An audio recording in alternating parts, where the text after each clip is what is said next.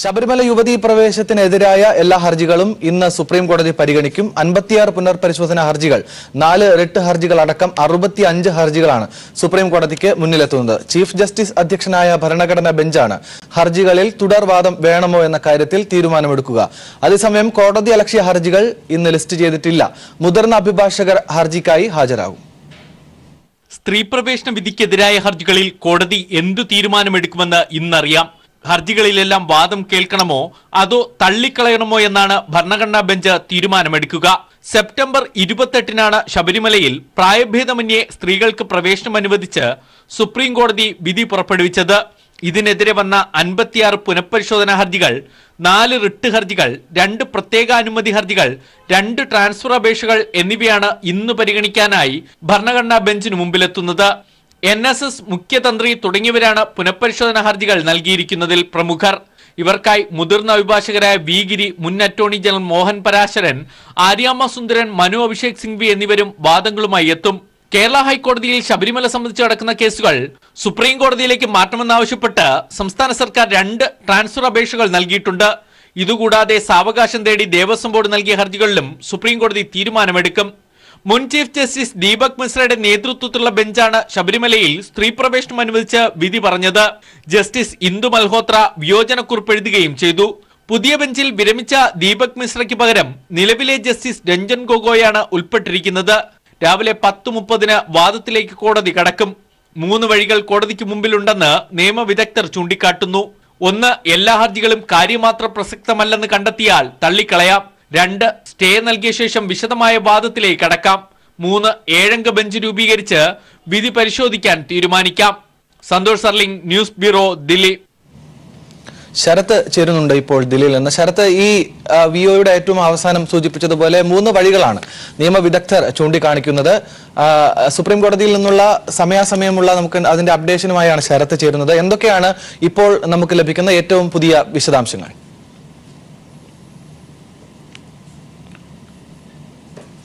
തീർച്ചയായും ആനന്ദ് സൂചിപ്പിച്ചതുപോലെ തന്നെ അല്പസമയത്തിനകം സുപ്രീം കോടതിയുടെ നടപടിക്രമങ്ങളൊക്കെ തന്നെ ആരംഭിക്കും. സെപ്റ്റംബർ 28-ന് ശബരിമലയിൽ എല്ലാ പ്രായത്തിലുമുള്ള സ്ത്രീകൾക്ക് പ്രവേശനം അനുവദിച്ചുകൊണ്ടുള്ള ചരിത്രപരമായ ഒരു വിധി സുപ്രീം കോടതിയുടെ 5-അംഗ ഭരണഘടനാ ബെഞ്ച് പുറപ്പെടുവിച്ചിരുന്നു. ആ ഭരണഘടനാ ബെഞ്ചിന്റെ വിധി പുനഃപരിശോധിക്കണമെന്ന് ആവശ്യപ്പെട്ടുകൊണ്ട് 56 പുനഃപരിശോധനാ ഹർജികളാണ് സുപ്രീം കോടതിയുടെ പരിഗണനയിൽ എത്തിയിരിക്കുന്നത്. സുപ്രീം കോടതിയുടെ സമീപകാല ചരിത്രത്തിൽ ഒരു വിധിക്കെതിരായി ഇത്രമേൽ പുനഃപരിശോധന ഹർജികൾ തന്നെ വരുന്നത് ആദ്യമായാണ്. അതുകൊണ്ട് തന്നെയാണ് സാധാരണ കീഴ്വഴക്കങ്ങളിൽ നിന്നും വ്യത്യസ്തമായിക്കൊണ്ട് തുറന്ന കോടതിയിൽ തന്നെ ഇത്തരത്തിലൊരു പുനഃപരിശോധനാ ഹർജികൾ കേൾക്കാൻ ഉൾപ്പെടെയുള്ള തീരുമാനം സുപ്രീം കോടതിയുടെ ഭാഗത്തു നിന്നും ഉണ്ടായത്. 65 ഹർജികളാണ് ഇന്ന് സുപ്രീം കോടതി പരിഗണിക്കുക. 56 പുനഃപരിശോധനാ ഹർജികൾ പരിഗണിക്കും. 4 റിട്ട് ഹർജികൾ പരിഗണിക്കും. 2 ട്രാൻസ്ഫർ പെറ്റീഷനുകൾ സർക്കാർ സമർപ്പിച്ച 2 എണ്ണമുണ്ട്. 2 പ്രത്യേക അനുമതി ഹർജികളുണ്ട്. അതോടൊപ്പം തന്നെ ഒരു ഹർജി ഉള്ളത് അത് സാവകാശ വിധി നടപ്പാക്കുന്നതുമായി ബന്ധപ്പെട്ട സാവകാശം തേടിക്കൊണ്ട് ദേവസ്വം ബോർഡ് നൽകിയ ഒരു ഹർജി. ഈ രീതിയിൽ 65 ഹർജികളാണ് സുപ്രീം കോടതിയുടെ 5-അംഗ ഭരണഘടനാ ബെഞ്ച് ഇന്ന് ശബരിമല വിഷയവുമായി ബന്ധപ്പെട്ട് പരിഗണിക്കാൻ വേണ്ടി പോകുന്നത്.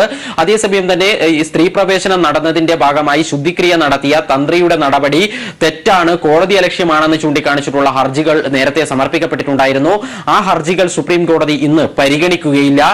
നേരത്തെ 4 റിട്ട് ഹർജികൾ പുനഃപരിശോധനാ ഹർജികൾ പരിഗണിച്ച ശേഷമായിരിക്കും പരിഗണിക്കുക എന്നായിരുന്നു സുപ്രീം കോടതി സ്വീകരിച്ചിട്ടുണ്ടായ നിലപാട്. എന്നാൽ പിന്നീട് ശബരിമല വിഷയവുമായി ബന്ധപ്പെട്ട് തന്നെയുള്ള റിട്ട് ഹർജികളായതിനാൽ ഈ തീരുമാനം മാറ്റിക്കൊണ്ട് ഒന്നിച്ചു പരിഗണിക്കാൻ തീരുമാനിക്കുകയുമായിരുന്നു. ഈ രീതിയിലാണ് നിലവിൽ ഹർജികളുടെ ഒരു നിലവിലെ സാഹചര്യമുള്ളത്. അതോടൊപ്പം തന്നെ ഏറ്റവും പ്രധാനമായും ഉള്ളത് ഈ കോടതിയലക്ഷ്യ ഹർജികളുമായി ബന്ധപ്പെട്ട് അല്ലെങ്കിൽ പുനഃപരിശോധനാ ഹർജികളിലും ഒക്കെ തന്നെ കക്ഷി ചേരാൻ അനുവദിക്കണമെന്ന് ആവശ്യപ്പെട്ടുകൊണ്ട് ശബരിമലയിൽ സ്ത്രീ പ്രവേശനം നടത്തിയ ബിന്ദുവും കനകദുർഗയും ഉൾപ്പെടെയുള്ള ആളുകൾ ഇന്നലെ സുപ്രീം കോടതിയെ സമീപിച്ചിരുന്നു. ആ സമയത്ത് സുപ്രീം കോടതി ചീഫ് ജസ്റ്റിസ് വ്യക്തമാക്കിയിട്ടുണ്ടായിരുന്നത് നാളെ കേസ്, അതായത് ഇന്ന് കേസ് പരിഗണിക്കുമ്പോൾ സുപ്രീം കോടതിയിൽ ഉണ്ടാകണമെന്നുള്ളതാണ്. ആ കാര്യത്തിലും എന്തെങ്കിലും സുപ്രീം കോടതി എന്തെങ്കിലും ഒരു കാര്യങ്ങൾ സംസാരിക്കുമോ എന്നുള്ളതും ഏറെ നിർണായകം തന്നെയാണ്. നേരത്തെ സൂചിപ്പിച്ചതിൽ നിന്ന് വ്യത്യസ്തമായും 5 സാധ്യതകളാണ് പ്രധാനമായും സുപ്രീം കോടതിയുടെ ഉത്തരവായി അല്ലെങ്കിൽ സുപ്രീം കോടതി 5 സാധ്യതകളാണ് പരിഗണിക്കാൻ വേണ്ടി പോകുന്നത്. 1, ഈ സുപ്രീം കോടതിയിലേക്ക് വന്നിട്ടുള്ള മുഴുവൻ പുനഃപരിശോധനാ ഹർജികളും കാര്യമാത്ര പ്രസക്തമല്ല എന്ന് മനസ്സിലാക്കിക്കൊണ്ട്, ഹർജികളിൽ കഴമ്പില്ല എന്ന് മനസ്സിലാക്കിക്കൊണ്ട് മുഴുവൻ ഹർജികളും പുനഃപരിശോധനാ ഹർജികളും തള്ളിക്കളയുക എന്നുള്ളതാണ് ഒന്നാമത്തെ സാധ്യത. അതുപോലെ തന്നെ രണ്ടാമത്തെ സാധ്യത, ഇപ്പോൾ ഹർജികളൊക്കെ തന്നെ ഹർജികളിൽ വാദം കേൾക്കുന്നതിന് വേണ്ടി ഇപ്പോൾ കേൾക്കാതെ മറ്റൊരു സമയക്രമം ഹർജികൾ കേൾക്കുന്നതിനായി തീരുമാനിക്കുക എന്നുള്ളതാണ് രണ്ടാമത്തെ ഒരു സാധ്യതയായി മുന്നിലുള്ളത്. അതോടൊപ്പം തന്നെ മൂന്നാമതായി ഉള്ള ഒരു സാധ്യത എന്ന് പറയുന്നത് പുനഃപരിശോധനയ്ക്കായി ഹർജികളുടെ പുനഃപരിശോധനയ്ക്കായി കക്ഷികൾക്ക് നോട്ടീസ് അയക്കുക, അതേസമയം തന്നെ യുവതീ പ്രവേശന വിധി സ്റ്റേ ചെയ്യുകയും ചെയ്തുകൊണ്ട് ഈ രീതിയിലുള്ള ഒരു നടപടി കൈക്കൊള്ളുക. സുപ്രീം കോടതി വിധി സ്റ്റേ ചെയ്തുകൊണ്ട് വിധി പരിശോധിക്കുന്നതിന് വേണ്ടി ഹർജികളിന്മേൽ കക്ഷികൾക്ക് നോട്ടീസ് അയക്കുക എന്നുള്ളതാണ് മറ്റൊരു സാധ്യത. അതല്ല എങ്കിൽ വിധി സ്റ്റേ ചെയ്യാതെ തന്നെ വിശദമായ വാദം കേൾക്കുന്നതിന് വേണ്ടി കക്ഷികൾക്ക് നോട്ടീസ് അയക്കാൻ വേണ്ടി തീരുമാനിക്കുക.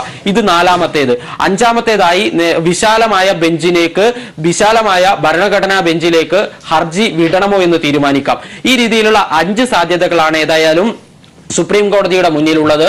ഏത് രീതിയിലുള്ള ഒരു ഉത്തരവായിരിക്കും ഇന്ന് സുപ്രീം കോടതിയുടെ ഭാഗത്ത് നിന്നും ഉണ്ടാവുക എന്നുള്ളത് ഏതാണ്ട് 11 മണിയോടുകൂടി വാദമൊക്കെ തന്നെ അതിന്റെ അവസാന ഘട്ടത്തിലേക്ക് എത്തുമ്പോഴേക്കും മനസ്സിലാക്കാൻ വേണ്ടി സാധിക്കുമെന്ന് തന്നെയാണ് കരുതുന്നത്. അതോടൊപ്പം നേരത്തെ ആനന്ദ് സൂചിപ്പിച്ചതുപോലെ തന്നെ സുപ്രീം കോടതി ചീഫ് ജസ്റ്റിസ് ആയിരുന്ന ദീപക് മിശ്ര വിരമിച്ചതിന്റെ ഒഴിവിലേക്ക് ചീഫ് ജസ്റ്റിസായി എത്തിയ ചീഫ് ജസ്റ്റിസ് രഞ്ജൻ ഗൊഗോയി ആണ് 5 അംഗ ബെഞ്ചിലെ പുതുതായി എത്തിയിട്ടുള്ള ആൾ. Chief justice Ranjan Gogoi, DY Chandrachud, AM Khanwilkar, RS Nariman, Indu Malhotra എന്നീ 5 പേരാണ് ഇന്ന് ശബരിമലയുമായി ബന്ധപ്പെട്ടുള്ള പുനഃപരിശോധനാ ഹർജികൾ പരിഗണിക്കുന്നത്. ഇതിൽ നേരത്തെ ഇന്ദു മൽഹോത്ര മാത്രമാണ് ഒരു വിയോജിച്ചുകൊണ്ടുള്ള വിധി പ്രസ്താവം നടത്തിയത്. അതുകൊണ്ട് തന്നെ വിധി പുനഃപരിശോധിക്കാനുള്ള ഒരു സാധ്യതകളിലേക്ക് സുപ്രീം കോടതി പോകണമെങ്കിൽ തീർച്ചയായും 5-ൽ 3 പേരുടെ പിന്തുണ വേണം. അതിൽ ഒരാൾ ഇന്ദു മൽഹോത്ര ഇപ്പോൾ ഏതായാലും വിധിയെ എതിർത്ത് തന്നെ നിൽക്കുന്ന ഒരാളാണ്. ആ സാഹചര്യത്തിൽ പുതുതായി വന്ന ചീഫ് ജസ്റ്റിസിന്റെ നിലപാട് എന്താകും, അതുപോലെ തന്നെ നിലവിലെ ബെഞ്ചിൽ അംഗമായിട്ടുള്ള മറ്റ് 3 അംഗങ്ങൾ എന്ത് നിലപാട്, അവരുടെ മുൻ നിലപാടിൽ നിന്നും വ്യത്യസ്തമായ ഒരു നിലപാട് സ്വീകരിക്കുമോ എന്നുള്ളത് തന്നെയാണ് അറിയാനിരിക്കേണ്ടത്. ഏതായാലും ഇന്ദു മൽഹോത്ര മറ്റ് 4 ജഡ്ജിമാരോടും അനുകൂലിച്ചുകൊണ്ട് അല്ലെങ്കിൽ നേരത്തെ ഉള്ള വിധിയോട് അനുകൂലിച്ചാൽ അതും ചരിത്രമാകും. അല്ല, മറ്റ് ജഡ്ജിമാർ ഇന്ദു മൽഹോത്രയുടെ നിലപാടിലേക്ക് മാറുകയാണെങ്കിൽ അതും ഒരു ചരിത്രമാകുമെന്ന് തന്നെയാണ് മനസ്സിലാക്കേണ്ടത്. സർക്കാരിന് വേണ്ടിയും അതുപോലെ തന്നെ അയ്യപ്പ ഭക്തർക്കും ഒക്കെ വേണ്ടി മുതിർന്ന അഭിഭാഷകരുടെ നീണ്ട നിര തന്നെയായിരിക്കും ഇന്ന് സുപ്രീം കോടതിയിൽ എത്താൻ വേണ്ടി പോകുന്നത്. പ്രധാനമായും അയ്യപ്പ ഭക്തർ ഉന്നയിക്കാൻ വേണ്ടി പോകുന്ന വാദം എന്ന് പറയുന്നത് അയ്യപ്പൻ നൈഷ്ഠിക ബ്രഹ്മചാരിയാണ്, ഇത്തരത്തിൽ സ്ത്രീ പ്രവേശനം അനുവദിക്കാത്തത് ആർത്തവം കൊണ്ടല്ല മറിച്ച് ആ വിഗ്രഹത്തിന്റെ അത്തരമൊരു സ്വഭാവം കൊണ്ടാണ് എന്നുള്ള ഒരു വാദം അയ്യപ്പ ഭക്തർക്ക് വേണ്ടി ഹാജരാകുന്ന അഭിഭാഷകർ ഉന്നയിക്കും. അതുപോലെ തന്നെ അയ്യപ്പ ഭക്തരുടെ വാദങ്ങൾ കേൾക്കാതെയാണ് ഇത്തരത്തിലുള്ള ഒരു വിധി ഉണ്ടായത് എന്നുള്ള വാദവും ഇവരുടെ ഭാഗത്തു നിന്നും ഉണ്ടാകാൻ സാധ്യതയുണ്ട്. അതുപോലെ തന്നെ ഒരു പ്രതിഷ്ഠയ്ക്ക് ഭരണഘടന നൽകുന്ന അവകാശങ്ങൾ ലംഘിക്കപ്പെടുകയാണ് വിധിയിലൂടെ ഉണ്ടായത് തുടങ്ങിയ കാര്യങ്ങളും ഇന്ന് അയ്യപ്പ ഭക്തർക്ക് വേണ്ടി ഹാജരാകുന്ന അഭിഭാഷകരൊക്കെ തന്നെ ചൂണ്ടിക്കാണിക്കും, പ്രധാന വാദങ്ങളായി ചൂണ്ടിക്കാണിക്കുമെന്ന് തന്നെയാണ് മനസ്സിലാകുന്നത്. അതേസമയം തന്നെ സർക്കാർ പ്രധാനമായും സുപ്രീം കോടതി വിധി നടപ്പായി എന്നുള്ള കാര്യം സുപ്രീം കോടതിയെ അറിയിക്കും. അതിലെ ഊന്നിക്കൊണ്ടായിരിക്കും, സുപ്രീം കോടതി വിധി നടപ്പിലായി എന്നത് ഊന്നിക്കൊണ്ട് തന്നെയായിരിക്കും ഒരു പരിധിവരെ സർക്കാരിന് വേണ്ടി ഹാജരാകുന്ന അഭിഭാഷകർ കാര്യങ്ങൾ സുപ്രീം കോടതിയെ വിശദീകരിക്കാൻ വേണ്ടി തയ്യാറാവുക. ഏതായാലും 10:30 സുപ്രീം കോടതിയുടെ നടപടിക്രമങ്ങൾ ആരംഭിക്കും. ഭരണഘടനാ ബെഞ്ച് 1ാമത്തെ കോടതിയിലാണ് ഇരിക്കുന്നത്. തീർച്ചയായും എത്ര വലിയ രാഷ്ട്രീയ പ്രാധാന്യം കൂടി കേരളത്തിൽ ശബരിമല വിഷയവുമായി ബന്ധപ്പെട്ടുള്ള ഈ ഹർജികൾക്ക് ഉണ്ട് എന്നതിനാൽ തന്നെ കേരളത്തിന്റെ മുഴുവൻ ശ്രദ്ധയുമാണ് സുപ്രീം കോടതിയുടെ 1ാം നമ്പർ കോടതിയിൽ രാവിലെ 10:30 മുതൽ എത്താൻ വേണ്ടി പോകുന്നത്. ശരത്ത്, ഈ കാര്യത്തിൽ നമുക്കറിയാം ബിന്ദുവിനും കനകദുർഗയ്ക്കും സുരക്ഷ ഏർപ്പെടുത്തിക്കൊണ്ട് സുപ്രീം കോടതി ഒരു നിർണായകമായ വിധി പ്രസ്താവം നടത്തിയിരുന്നു. അന്ന് തന്നെ സുപ്രീം കോടതി ഒരു കാര്യം സൂചിപ്പിച്ചത് ഈ വിധിയുമായി ബന്ധപ്പെട്ട് കേരളത്തിൽ നടക്കുന്ന മറ്റു കാര്യങ്ങളെ സംബന്ധിച്ചെല്ലാം കോടതിക്ക് വ്യക്തമായ ധാരണയുണ്ട് എന്ന് തന്നെയാണ്. അതുകൊണ്ട് അത് ഒരു പശ്ചാത്തലം കൂടിയാണ്, അതൊരു ബേസാണ്. അവിടെ നിന്നുകൊണ്ടായിരിക്കണം കോടതി ഇന്ന് കാര്യങ്ങൾ പറയാൻ വേണ്ടി പ്രതികരിക്കാൻ വേണ്ടിയോ പോകുന്നത് എന്ന് മുൻകൂട്ടി കാണാനും കഴിയും. അതുകൊണ്ട് സുപ്രധാനമായ ഒരു ചോദ്യം, പ്രധാന അഭിഭാഷകർ ആരൊക്കെയാണ് എന്ന വിവരങ്ങൾ ഈ ഘട്ടത്തിൽ ശരത്തിന് ലഭിക്കുന്നുണ്ടോ? ഒപ്പം ബിന്ദുവും കനകദുർഗയും ഇന്ന് കോടതിയിൽ ഉണ്ടാകണം എന്ന് കോടതി ആവശ്യപ്പെട്ടിരുന്നു എന്ന നേരത്തെ ശരത്ത് സൂചിപ്പിച്ചിരുന്നല്ലോ, അതിന്റെ വിശദാംശങ്ങൾ എന്താണ്?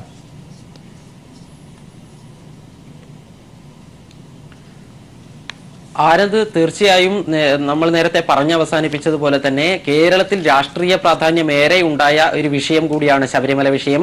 അതിനെ രാഷ്ട്രീയമായ മുതലെടുപ്പിന് വേണ്ടി ബി.ജെ.പിയും കോൺഗ്രസും വലിയ രീതിയിൽ ഉപയോഗിക്കുന്ന ഒരു സാഹചര്യം.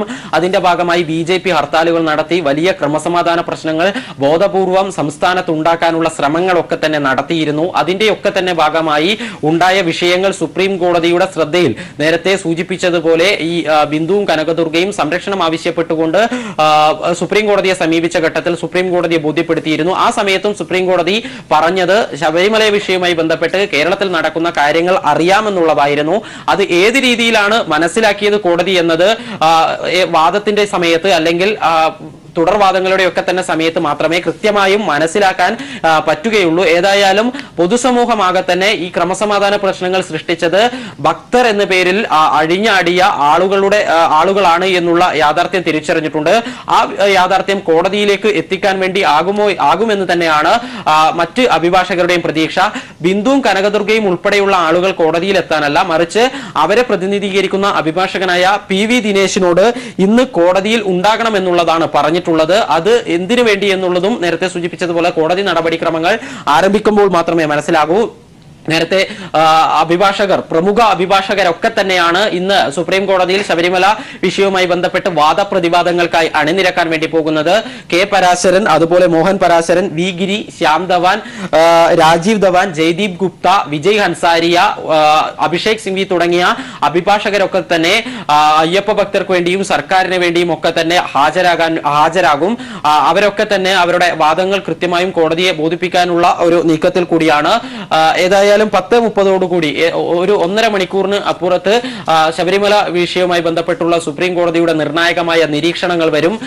ആരൊക്കെ എന്തൊക്കെ നിലപാടുകൾ സ്വീകരിച്ചു എന്നതിനെ കുറിച്ച് കൃത്യമായ ഒരു വിവരം അറിയാൻ വേണ്ടി പറ്റും. അതേപോലെ തന്നെ മറ്റൊരു കാര്യം പ്രധാനമായും ഉറ്റുനോക്കുന്നത്, നേരത്തെ നമ്മൾ സൂചിപ്പിച്ചതുപോലെ ബിന്ദുവും കനകദുർഗയും സംരക്ഷണം ആവശ്യപ്പെട്ടുകൊണ്ട് കോടതിയെ സമീപിച്ച ഘട്ടത്തിൽ സർക്കാർ ഒരു 51 പേർ ശബരിമലയിൽ കയറി എന്നുള്ളതിന്റെ ഒരു റിപ്പോർട്ട് തയ്യാറാക്കി കോടതിയിൽ സമർപ്പിക്കാൻ വേണ്ടി തയ്യാറായിരുന്നു. എന്നാൽ അത് സമർപ്പിച്ചിട്ടുണ്ടായിരുന്നില്ല. ആ ഒരു സാഹചര്യത്തിൽ ഇപ്പോൾ കോടതി കേസ് പരിഗണിക്കുമ്പോൾ ഈ വിഷയത്തിൽ കണക്ക് കോടതിയിൽ കൃത്യമായി രേഖാമൂലം തന്നെ സമർപ്പിക്കുമോ എന്നുള്ളത് കൂടി ശ്രദ്ധിക്കേണ്ടത് തന്നെയാണ്. ശരത്ത്, ദയവായി തുടരുക. അവിടെ നിന്നുള്ള അപ്ഡേഷൻസ് അതിനുവേണ്ടി ശരത്തിലേക്ക് വീണ്ടും എത്താം. ഇപ്പോൾ ഈ ഘട്ടത്തിൽ ആദ്യം നമ്മളോടൊപ്പം ധന്യരാമൻ ചേരുന്നുണ്ട്. ധന്യ, ഒരു പക്ഷേ ഇന്ത്യൻ ചരിത്രത്തിൽ തന്നെ വളരെ നിർണായകമോ വേറിട്ടതുമായ ഒരു വിഷയമാണ് സുപ്രീം കോടതിയിൽ പരിഗണിക്കപ്പെടാൻ പോകുന്നത്. വീണ്ടും ഭരണഘടനാ ബെഞ്ചാണ്. വ്യത്യസ്തമായ അഭിപ്രായങ്ങൾ 5 ജഡ്ജിമാർക്കും ആദ്യഘട്ടത്തിലും ഉണ്ടായിരുന്നു. അവസാനം ഒരു തീരുമാനത്തിലേക്ക് ജഡ്ജിമാർ എത്തുന്നു. അതിൽ ഇന്ദു മൽഹോത്ര വിയോജിപ്പ് പറയുന്നു. കോടതിക്ക് മേൽ കടുത്ത സമ്മർദ്ദം ഉണ്ട് എന്ന് നിരീക്ഷിക്കുന്നുണ്ടോ ഒരു സാമൂഹിക നിരീക്ഷക എന്ന നിലയിൽ? ആദ്യഘട്ടത്തിലെ ചോദ്യം അതാണ്. തീർച്ചയായിട്ടും ഒരു വ്യക്തി മാത്രം, ഇന്ദു മൽഹോത്ര മാത്രം അവരെ സ്വാധീനിക്കാൻ ശ്രമിച്ചിട്ടുണ്ടോ എന്നുള്ളത്, നമ്മൾ പൊളിറ്റിക്കലി അവരെ സ്വാധീനിക്കാൻ ശ്രമിച്ചിട്ടുണ്ടോ എന്നുള്ളത് നമ്മളൊന്ന് പരിശോധിക്കേണ്ടതാണ്. ഒന്നാമത്തെ കാര്യം. രണ്ടാമത്തെ കാര്യം എന്ന് പറയുന്നത്, ഭരണഘടനയുടെ അടിസ്ഥാന ഘടനയ്ക്കും മൂല്യങ്ങൾക്കും അനുയോജ്യമായിട്ടുള്ള ഒരു വിധി മാത്രമാണ് സുപ്രീം കോടതി ഇപ്പോൾ വിധിച്ചിട്ടുള്ളത്. അത് കേരളം ഗവൺമെന്റ് ആ വിധി നടപ്പിലാക്കുകയും ചെയ്ത സ്ഥിതിക്ക് ഇനി കൂടുതൽ അതിനെ അനുകൂലിച്ചുകൊണ്ട് സുപ്രീം കോടതിക്ക് നിൽക്കാൻ സാധിക്കുകയുള്ളൂ എന്നുള്ളതാണ് എനിക്ക് മനസ്സിലാക്കാൻ സാധിക്കുന്നത്. ഇനി കൂടുതൽ ഇവർ ഉദ്ദേശിക്കുന്ന രീതിയിൽ ഇതിനെ ഇനി ഡൈവേർട്ട് ചെയ്ത് മറ്റൊരു ആംഗിളിലേക്ക് കൊണ്ടുവരാനായിട്ട് ഇവർ ആഗ്രഹിക്കുന്ന രീതിയിൽ സുപ്രീം കോടതി ഒരിക്കലും വിധിക്കില്ല. അതാണല്ലോ ഇവർ വീണ്ടും വേറിട്ട സംഭവമുള്ളത്. രാജ്യം ഭരിക്കുന്ന പാർട്ടി പ്രതിനിധീകരിക്കുന്നത് വിശ്വാസത്തെയാണ്. അതായത് ഹിന്ദു മതവിശ്വാസവുമായി ബന്ധപ്പെട്ട ആചാരങ്ങളുമായി ബന്ധപ്പെട്ട അതിലാണ് അവരുടെ ആണി ആ പ്രസ്ഥാനത്തിന്. അതിന്റെ ഒരു സമ്മർദ്ദം കോടതിക്ക് മേൽ ഉണ്ടാകുമോ എന്നത് വലിയ നിരീക്ഷണം നടക്കുന്ന ഒരു കാര്യമാണ്. അതായത് ഈ ഹിന്ദുത്വ അജണ്ട എന്ന് പറഞ്ഞാൽ അത് ഏത് രീതിയിൽ നടപ്പിലാക്കുക എന്നുള്ളതാണല്ലോ ഈ പൊളിറ്റിക്കൽ പാർട്ടിയുടെ ലക്ഷ്യം എന്ന് പറയുന്നത്. അവർ കൊന്നൊടുക്കിയോ സമ്മർദ്ദം ചെലുത്തിയോ ആക്രമിച്ചോ ഭീഷണിപ്പെടുത്തിയോ നമ്മൾ ഇത്രയും കാലം ഇത് തന്നെയാണ് കണ്ടുകൊണ്ടിരിക്കുന്നത്. അപ്പൊ ഏത് മാർഗം വേണമെങ്കിലും ഇവർക്കെതിരെയൊക്കെ അവരെ അവലംബിക്കാൻ അവർക്ക് യാതൊരു മടിയും ഇല്ലാത്തവരാണ്. അപ്പൊ പ്രഷറൈസ് ചെയ്യുക എന്നുള്ളത് അവരുടെ ഒരു സ്ഥിരം ഒരു സ്വഭാവമാണ്. അതുകൊണ്ട് തന്നെ ഈ രീതിയിലുള്ള എന്തെങ്കിലും ഭീഷണികളോ അല്ലെങ്കിൽ എന്തെങ്കിലും ഉണ്ടായിട്ടുണ്ടോ എന്നുള്ളതും കൂടി നമ്മൾ പരിശോധിക്കേണ്ടതുണ്ട്. സ്വാഭാവികമാണ്. കാരണം ഹിന്ദുത്വ അജണ്ട എന്ന് പറയുന്നത് അത് നടപ്പിലാക്കിയാൽ മാത്രമേ അവർക്ക് നിലനിൽപ്പുള്ളൂ. ആ നിലനിൽപ്പിനെയാണ് ഇവർ ഈ ആചാരത്തിലൂടെ അവർ കോൺസ്റ്റന്റ് ആയിട്ട് ഇവിടെ നിലനിർത്താനായി ശ്രമിക്കുന്നത്. പക്ഷെ കേരളം പോലുള്ള ഒരിടത്ത് അത് നടക്കില്ല എന്നുള്ള കാര്യം മറ്റൊരു വസ്തുതയും കൂടിയാണ്. നമ്മുടെ രാജ്യത്തിനെ തന്നെ ഒരുപക്ഷെ നിർണായകമായി ബാധിക്കുന്ന ഒരു വിധി കൂടിയായിരുന്നു ഇത്. കാരണം അന്ന് ദീപക് മിശ്ര ഈ വിധി പുറപ്പെടുവിക്കുമ്പോൾ പറഞ്ഞത് ഇത് കേരളത്തിന്റെ മാത്രം ഒരു പ്രശ്നമല്ല, രാജ്യത്തെ എല്ലാ ക്ഷേത്രങ്ങളിലും ഇനി ഇത് ബാധകമായിരിക്കും എന്നാണ്. ഒരു ജൈവശാസ്ത്രപരമായ തടസ്സം വെച്ചുകൊണ്ട് ഒരു സ്ത്രീക്ക് അമ്പലത്തിലേക്കോ വിശ്വാസം നടക്കുന്ന സ്ഥലത്തേക്ക് കയറാൻ കഴിയില്ല എന്നത് ഇനി അങ്ങോട്ട് രാജ്യത്ത് നിലനിൽക്കില്ല എന്നതാണ് സുപ്രധാനമായി ഇതിന്റെ കാര്യം. ആ നിലയിൽ ഈ വിധി നല്ല ചരിത്രമായി രാജ്യത്തിൽ മാറിക്കഴിഞ്ഞു എന്ന് തന്നെയാണോ കരുതുന്നത്? തുടർ മാറ്റങ്ങൾക്ക് നമ്മുടെ രാജ്യം അറിയാം, നിരവധിയായ ചില പ്രശ്നങ്ങളിൽ നിന്ന് മോചിക്കപ്പെട്ട് അതിൽ നിന്ന് നവോത്ഥാനത്തിലേക്ക് എത്തി അങ്ങനെയൊക്കെ മാറിക്കൊണ്ടേയിരിക്കുന്നു. ഇന്നും മാറാത്ത സ്ഥലങ്ങൾ ഇന്ത്യയിലുണ്ട്. ഉത്തരേന്ത്യൻ സംസ്ഥാനങ്ങളിൽ പലയിടങ്ങളിലും നമുക്ക് ചിന്തിക്കാൻ പോലും കഴിയാത്ത പ്രശ്നങ്ങളുണ്ട്. അത്തരമൊരു നിർണായകമായ വഴിത്തിരിവ് കൂടി ഈ കോടതി വിധി ധന്യരാമൻ അടക്കമുള്ളവർ ആവശ്യപ്പെടുന്ന നിലയിലേക്ക് കോടതി വിധി വരികയാണെങ്കിൽ അത് ഇന്ത്യയുടെ മാറ്റത്തിൽ നിർണായകമായ ഇടായിരിക്കുമോ? ഈ ഒരു സുപ്രീം കോടതി വിധിയോടുകൂടി തന്നെ ഇവിടെ ചരിത്രപരമായിട്ടുള്ള മുന്നേറ്റങ്ങൾ ഉണ്ടായത് നമ്മൾ കണ്ടതാണ്. ലക്ഷക്കണക്കിന് സ്ത്രീകളിലാണ് ആ ഒരു മാറ്റം നമ്മൾ കണ്ടുള്ളത്. ഒരു മാറ്റം എന്ന് പറഞ്ഞാൽ എല്ലാവരുടെ ഉള്ളിലും മാറണം എന്നുള്ള ആഗ്രഹമുണ്ട്. പക്ഷെ ആ ഒരു പിന്തുണ സുപ്രീം കോടതിയുടെ ഭാഗത്തുനിന്നും കൂടി കിട്ടിയതോട് കൂടിയിട്ട് ഇന്ത്യയുടെ ചരിത്രത്തിലേക്ക് തന്നെ അത് പോയി. ഈ നോർത്ത് ഇന്ത്യൻ മറ്റു സംസ്ഥാനങ്ങളെ സംബന്ധിച്ച് പറയുകയാണെങ്കിൽ ഇപ്പോഴും ഒരു 98% ക്ഷേത്രങ്ങളിലും അല്ലെങ്കിൽ ദളിതരുടെ ഒക്കെ ആയിട്ടുള്ള ക്ഷേത്രങ്ങളിൽ മാത്രമേ ഞങ്ങൾക്കൊക്കെ പ്രവേശനമുള്ളൂ. ഞങ്ങളുടെ പ്രതിഷ്ഠകൾ മാത്രമേ ഞങ്ങൾ പൂജിക്കാറുള്ളൂ. മറ്റുള്ള അമ്പലങ്ങളിലൊക്കെ പോയി കഴിഞ്ഞാൽ അവിടെ എന്തെങ്കിലും രീതിയിലുള്ള ഒരു എന്താണ് നമ്മൾ ഒന്നുക അമ്പലത്തിൽ കയറ്റാതിരിക്കുക. അതൊക്കെ ആ ഒരു സിസ്റ്റം ഇപ്പോഴും വളരെ എന്താണ് ജാതീയമായിട്ടുള്ള ആ ഒരു വിവേചനം ഇപ്പോഴും നോർത്ത് ഇന്ത്യയിലൊക്കെ നല്ലപോലെ നിലനിൽക്കുന്ന ഒരു രാജ്യമാണ് ഇന്ത്യ എന്ന് പറയുന്നത്. അപ്പൊ അതിനൊക്കെ വലിയൊരു മുന്നേറ്റം ഉണ്ടാവേണ്ടതാണ്. കാരണം ഞങ്ങൾ ഇത് വ്യക്തമായിട്ട് അനലൈസ് ചെയ്യുന്നവരാണ്. ഞങ്ങളിത് ഇന്ത്യ മൊത്തം ഉള്ള ചർച്ച ഞങ്ങൾ ഒരു വാട്സപ്പ് ഗ്രൂപ്പിൽ ഒതുക്കുന്നവരാണ് ഇന്നത്തെ ദളിതർ എന്ന് പറയുന്നത്. ഞങ്ങളുടെയൊക്കെ ഒരു എംപ്ലോയീസിനെ ഉപയോഗിച്ചിട്ടാണ് ഞങ്ങൾ ഈ രാജ്യം മൊത്തം കോർഡിനേറ്റ് ചെയ്തിരിക്കുന്നത്. ഇപ്പൊ BSNL എടുക്കുകയാണെങ്കിൽ BSNL ഞങ്ങളുടെ 46,000 എംപ്ലോയീസ് ഇന്ത്യയിൽ ഒട്ടാകെ ഞങ്ങളുടെ സംഘടനകളുണ്ട്. അപ്പൊ ഞങ്ങൾ എല്ലാവരും തന്നെ ഓരോ സ്റ്റേറ്റിലുള്ളവരും ഞങ്ങളെല്ലാം എല്ലാ വിവരങ്ങളും വിശദമായി ഏറ്റവും മൈന്യൂട്ട് ആയിട്ടുള്ള കാര്യങ്ങൾ പോലും ചർച്ച ചെയ്യുന്നവരാണ്. അപ്പൊ ഇത്തരത്തിലുള്ള മാറ്റങ്ങളെ മറ്റു സംസ്ഥാനങ്ങളെ വളരെ പ്രതീക്ഷയോടുകൂടിയാണ് നോക്കിക്കാണുന്നത്. കേരളം തന്നെ ഒരു ഉദാഹരണമാക്കി എടുത്തുകൊണ്ട് അവർക്കും അവരുടെ നിലവിൽ നിലനിൽക്കുന്ന സാഹചര്യത്തെ മറികടക്കാൻ സാധിക്കും. ആ രീതിയിലുള്ള ഒരു സപ്പോർട്ടാണ് നമ്മളുടെ ഭാഗത്തുനിന്ന് നമ്മൾ കൊടുക്കുന്നത്. ഈ വിധി ശരിയാണ്, ഈ വിധി തുടരും രാജ്യത്ത് എന്ന് തന്നെ കോടതി പറയും എന്നിരിക്കട്ടെ. പക്ഷെ ധന്യരാമൻ സൂചിപ്പിച്ചതിൽ നിന്ന് വ്യത്യസ്തമായി ഇപ്പോഴും അഭ്യസ്ത വിദ്യരായിട്ടുള്ള ആളുകളുടെ ഇടയിൽ പോലും തീവ്രമായ വിശ്വാസം അങ്ങനെ കരുതുന്നവരുണ്ട്. ഞങ്ങൾ പോയില്ല, അത് ചെയ്യാൻ പാടില്ല, അത് ഈശ്വരന് വിരുദ്ധമായ കാര്യമാണ് എന്ന് ചിന്തിക്കുന്ന നല്ല വിദ്യാഭ്യാസമുള്ള ഒരു വിഭാഗം ആൾ, ഭൂരിപക്ഷമാണോ കുറവാണോ എന്ന് ഇപ്പോഴും നമുക്ക് കൃത്യമായി പറയാൻ കഴിയില്ല. എങ്കിലും ഒരു വലിയ വിഭാഗം ആളുകൾ അങ്ങനെ ഒരു നിലപാടെടുക്കുന്നുണ്ട്. അത്തരം നിലപാടുകളിൽ എങ്ങനെ ഒരു മാറ്റം, സാമൂഹികമായ മാറ്റം ഉണ്ടാകുമെന്നാണ് കരുതുന്നത്? അതാണ് ഈ ചില ഇടങ്ങൾ, ഈ സമുദായങ്ങൾ എന്ന് പറയുന്നത് അവരുടെ ചിന്തകളും അല്ലെങ്കിൽ അവരുടെ ഇത്തരം ആക്ടിവിറ്റീസ് ഒക്കെ ആ അംഗങ്ങളിലേക്ക് പകർന്നു കൊടുത്തിരിക്കുന്ന ഒരു വൈകൃതമാണിത്. സത്യം പറഞ്ഞാൽ ഇത്തരം ആചാരങ്ങളെ സ്ത്രീകൾ പാലിക്കണം എന്നുള്ളത് അവർ ചിട്ടയായി കൊടുക്കുമ്പോൾ ഭയം കൊണ്ടാണ് ഈ സ്ത്രീകൾ നാളെ എനിക്ക് എന്തെങ്കിലും സംഭവിക്കുമോ എന്നൊക്കെയുള്ള പേടി കൊണ്ട്, അല്ലെങ്കിൽ ഞാൻ എൻ്റെ ഈ ഒരു കൂട്ടായ്മയിൽ നിന്ന് പുറത്തു ആയി പോവോ, അല്ലെങ്കിൽ ഞാൻ ഇതിന് എതിർത്ത് പറഞ്ഞു കഴിഞ്ഞാൽ എൻ്റെ വ്യക്തിത്വം എന്തെങ്കിലും സംഭവിക്കുക എന്നൊക്കെ അങ്ങനെയുള്ള ആളുകൾ മാത്രമേ ഈ ഇത്തരം ആചാരം, ഇത് ഭക്തി എന്ന് പറയുന്നത് എല്ലാ മനുഷ്യന്റെ ഉള്ളിലുള്ള ഒരു കാര്യമാണ്. അപ്പോൾ അതിനെ ഒരു ആചാരങ്ങളുടെ പേരിൽ നമ്മുടെ സമൂഹത്തെ പിന്നോട്ടടിക്കുന്ന ഒരു പഴയ ഒരു സാമൂഹ്യ അവസ്ഥയിലേക്ക് നമ്മളെ കൊണ്ടുപോകാനായിട്ട് ഇവിടുത്തെ ഭൂരിഭാഗം സ്ത്രീകൾ ഇറങ്ങിക്കഴിഞ്ഞു. അപ്പൊ ഇത് അവര് സാവധാനം അവർക്ക് ഇത് എന്താണെന്ന് മനസ്സിലാകും. കാരണം സമുദായ സംഘടനകളൊക്കെ ഇപ്പൊ ആരും വില വയ്ക്കാത്ത, അവർ വെറുതെ ഇരുന്ന് ഇപ്പൊ NSS ഒക്കെ ഓരോ കാര്യങ്ങൾ ഇരുന്ന് വെറുതെ ഒരു സ്റ്റേറ്റ്മെന്റ് ആയിട്ട് കൊടുക്കണം. അപ്പൊ അവരുടെ വിഭാഗത്തിലുള്ള ആളുകൾ തന്നെ പോസ്റ്റ് ഇടുന്നുണ്ട്, അവര് ചർച്ച ചെയ്യുന്നുണ്ട്, നിങ്ങൾ ആരുടെ കാര്യമാണ് ഈ പറയുന്നത്, ഞങ്ങൾക്ക് പഴയ കാലഘട്ടത്തിലേക്ക് പോകാൻ താല്പര്യമില്ല. അപ്പൊ എല്ലാ സമൂഹത്തിലും മാറ്റം ഉണ്ടാക്കാൻ സാധിക്കുന്ന തരത്തിലുള്ള ആളുകളും ചർച്ച ചെയ്യുന്ന ആളുകളും ഉണ്ട്. അപ്പൊ കാലക്രമേണ ഇതിനൊരു മാറ്റം വരും എന്നുള്ളത് തന്നെയാണ് ഞങ്ങളൊക്കെ വിശ്വസിക്കുന്നത്. തീർച്ചയായും ഇന്ത്യയിലെ പ്രധാന രാഷ്ട്രീയ കക്ഷികൾ കാര്യത്തിൽ എടുക്കാൻ പോകുന്ന നിലപാടുകൾ കൂടി നമുക്ക് പരിശോധിക്കേണ്ടതുണ്ട്. അതും നിർണായകമാണ്. പ്രത്യേകിച്ചും RSSും കോൺഗ്രസും അടക്കമുള്ള സംഘടനകൾ ഇനി സുപ്രീം കോടതി പുറപ്പെടുവിക്കാൻ പോകുന്ന വിധിയോട് അല്ലെങ്കിൽ നിലപാടിനോട് എങ്ങനെ ഈ ഘട്ടത്തിൽ പ്രതികരിക്കും എന്നത് നമുക്ക് പരിശോധിക്കേണ്ടതുണ്ട്. ഒരു ചെറിയ ഇടവേളയ്ക്ക് ശേഷം ധന്യരാമൻ, രാഷ്ട്രീയമായ ഒരു നിലപാടിനെ കുറിച്ച് കൂടി ഈ ഘട്ടത്തിൽ എങ്ങനെ പറയാൻ ആഗ്രഹിക്കുന്നു? കാരണം RSSന്റെ ഒരു ചരിത്രം ഇന്നിപ്പോൾ ഈ ചർച്ചയിലേക്ക് കടക്കുന്നതിന് മുമ്പ് ഏറ്റവും ഒടുവിൽ കൂടി ഒന്ന് ഓടിച്ചു വായിച്ചു. അങ്ങനെ വായിക്കുമ്പോൾ നമുക്ക് മനസ്സിലാകുന്നത് എല്ലാ ഘട്ടങ്ങളിലും ഇതുപോലെയുള്ള ആചാരങ്ങൾ ലംഘിക്കപ്പെടുമ്പോൾ അതിനെ ശക്തമായി എതിർക്കുകയും നിൽക്കുകയും പിന്നെ പൊതു സമൂഹവും പൊതു അഭിപ്രായവും അങ്ങനെ അല്ല എന്ന് കാണുമ്പോൾ അതിനോട് പോസിറ്റീവ് ഒരു നിലപാട് സ്വീകരിക്കുകയും ചെയ്യുന്ന ഒരു ചരിത്രമുണ്ട്. അത് തന്നെയാണ് ഇക്കാര്യത്തിലും RSS സ്വീകരിക്കാൻ പോകുന്നത് എന്ന നിലയിലാണ് നിരീക്ഷണങ്ങൾ വരുന്നതും. അങ്ങനെ തന്നെ കാണുന്നുണ്ടോ? യുവതി പ്രവേശം അംഗീകരിക്കുകയാണെങ്കിൽ, കോടതി വിധി നിലനിൽക്കുകയാണെങ്കിൽ അതിനോട് പൊരുത്തപ്പെടുന്ന, ഇനി അതിനെ പോസിറ്റീവായി സമീപിക്കുന്ന നില RSS സ്വീകരിക്കും എന്ന് കരുതുന്നുണ്ടോ? വ്യക്തിപരമായിട്ട് നമ്മൾ RSS നേതാക്കൾ നമുക്ക് കുറച്ച് അറിയുന്നവരൊക്കെ ഉണ്ടല്ലോ. അപ്പൊ നമ്മൾ അവരോടൊക്കെ സംസാരിക്കുമ്പോൾ സത്യം പറഞ്ഞാൽ അവരൊക്കെ ഈ വിധിക്ക് അനുകൂലമാണ്. അവരൊരു പൊളിറ്റിക്സിന്റെ ഭാഗമായിട്ട് ഇതൊരു ഷോ ഓഫ് മാത്രമാണ്. ഒന്ന്. രണ്ടെന്ന് പറയുന്നത് അവർക്ക് കൃത്യമായിട്ട് അറിയാം കേരളത്തെ ഇനി അവരുടെ ഒന്നും കൈപ്പിടിയിലോ അല്ലെങ്കിൽ അവർ ആഗ്രഹിക്കുന്ന രീതിയിൽ ഒരു വരുതിക്ക് നിർത്താൻ സാധിക്കില്ല എന്ന് വ്യക്തമായിട്ട് അറിയാവുന്നവരാണ് ഇവിടുത്തെ RSSകാരെന്ന് ഞാൻ വിശ്വസിക്കുന്നു. അപ്പൊ അതുകൊണ്ട് തന്നെ വളരെ എന്താണ് പറഞ്ഞോളൂ. അതുകൊണ്ട് തന്നെ കോൺഗ്രസിനും RSSും അവർ യഥാർത്ഥത്തിൽ അവർ കരുതിയിരിക്കുന്നത് ഇവിടെ ഈ ഒരു സാഹചര്യത്തെ ഉപയോഗിച്ചുകൊണ്ട് ഇവിടെ ഒരു പൊളിറ്റിക്സ് വളർത്താനായിട്ടാണ് ഇവിടുത്തെ കോൺഗ്രസും അല്ലെങ്കിൽ BJP RSSും ധരിച്ചിരിക്കുന്നത്. അത് ഒരു വിഭാഗത്തെ അവരാഗ്രഹിക്കുന്ന എപ്പോഴും ഹിന്ദു മതവിഭാഗത്തെയാണല്ലോ. അപ്പൊ ആ ഒരു ഹിന്ദു മതവിഭാഗത്തിലെ ആളുകളെ അതിലെ ആചാരങ്ങളുടെ പേരിൽ അവരെ ഈ പാർട്ടിയോട് ഒരുമിപ്പിച്ച് നിർത്താം, അല്ലെങ്കിൽ അങ്ങനെ ഇവിടെ കൂടുതൽ പൊളിറ്റിക്കലി അവർക്ക് മുന്നേറ്റം ഉണ്ടാവും എന്നുള്ള ഒരു ധാരണയാണ്. പക്ഷെ അത് വളരെ തെറ്റായിട്ടാണ് എനിക്ക് തോന്നുന്നത്. ഇപ്പൊ തന്നെ അതിനകത്തുള്ള സ്ത്രീകൾ തന്നെ പല രീതിയിലുള്ള ചർച്ച, അവർ ഈ ചർച്ചയ്ക്ക് വരുന്നവർ മാത്രമേ അവർ പഠിപ്പിച്ചു വിടുന്ന കാര്യങ്ങൾ അവർ പറഞ്ഞു വെക്കുന്നവരാണ്. കാരണം എങ്കിൽ മാത്രമേ അവർക്കൊക്കെ നിലനിൽപ്പുള്ളൂ. അവർക്ക് രാഷ്ട്രീയപരമായിട്ടുള്ള നിലനിൽപ്പിന് വേണ്ടിയിട്ടാണ് അവർ അത്തരൊരു അഭിപ്രായം പുറത്തു വന്ന് പറയുന്നത്. പക്ഷെ ഇന്റേണലി അതിനകത്ത് നമ്മളൊക്കെ ആ സ്ത്രീകളെ ചോദ്യം ചെയ്യുന്ന സമയത്ത്, സംസാരിക്കുന്ന സമയത്ത് അവർ പറയുന്നുണ്ട് അവരെല്ലാവരും തന്നെ സ്ത്രീ മുന്നേറ്റത്തെ വളരെ ബഹുമാനത്തോടെയും ആദരവോടുകൂടിയും കാണുന്നവർ തന്നെയാണ്. പക്ഷെ നിങ്ങൾ ഈ പറഞ്ഞ പോലെ കുറച്ച് നാൾ കഴിയുമ്പോൾ അവർക്ക് നിൽക്കക്കളി ഇല്ലാന്നാവുമ്പോൾ പയ്യെ തിരിച്ച് ഇങ്ങോട്ട് തന്നെ വരും. അത്രേ ഉള്ളൂ.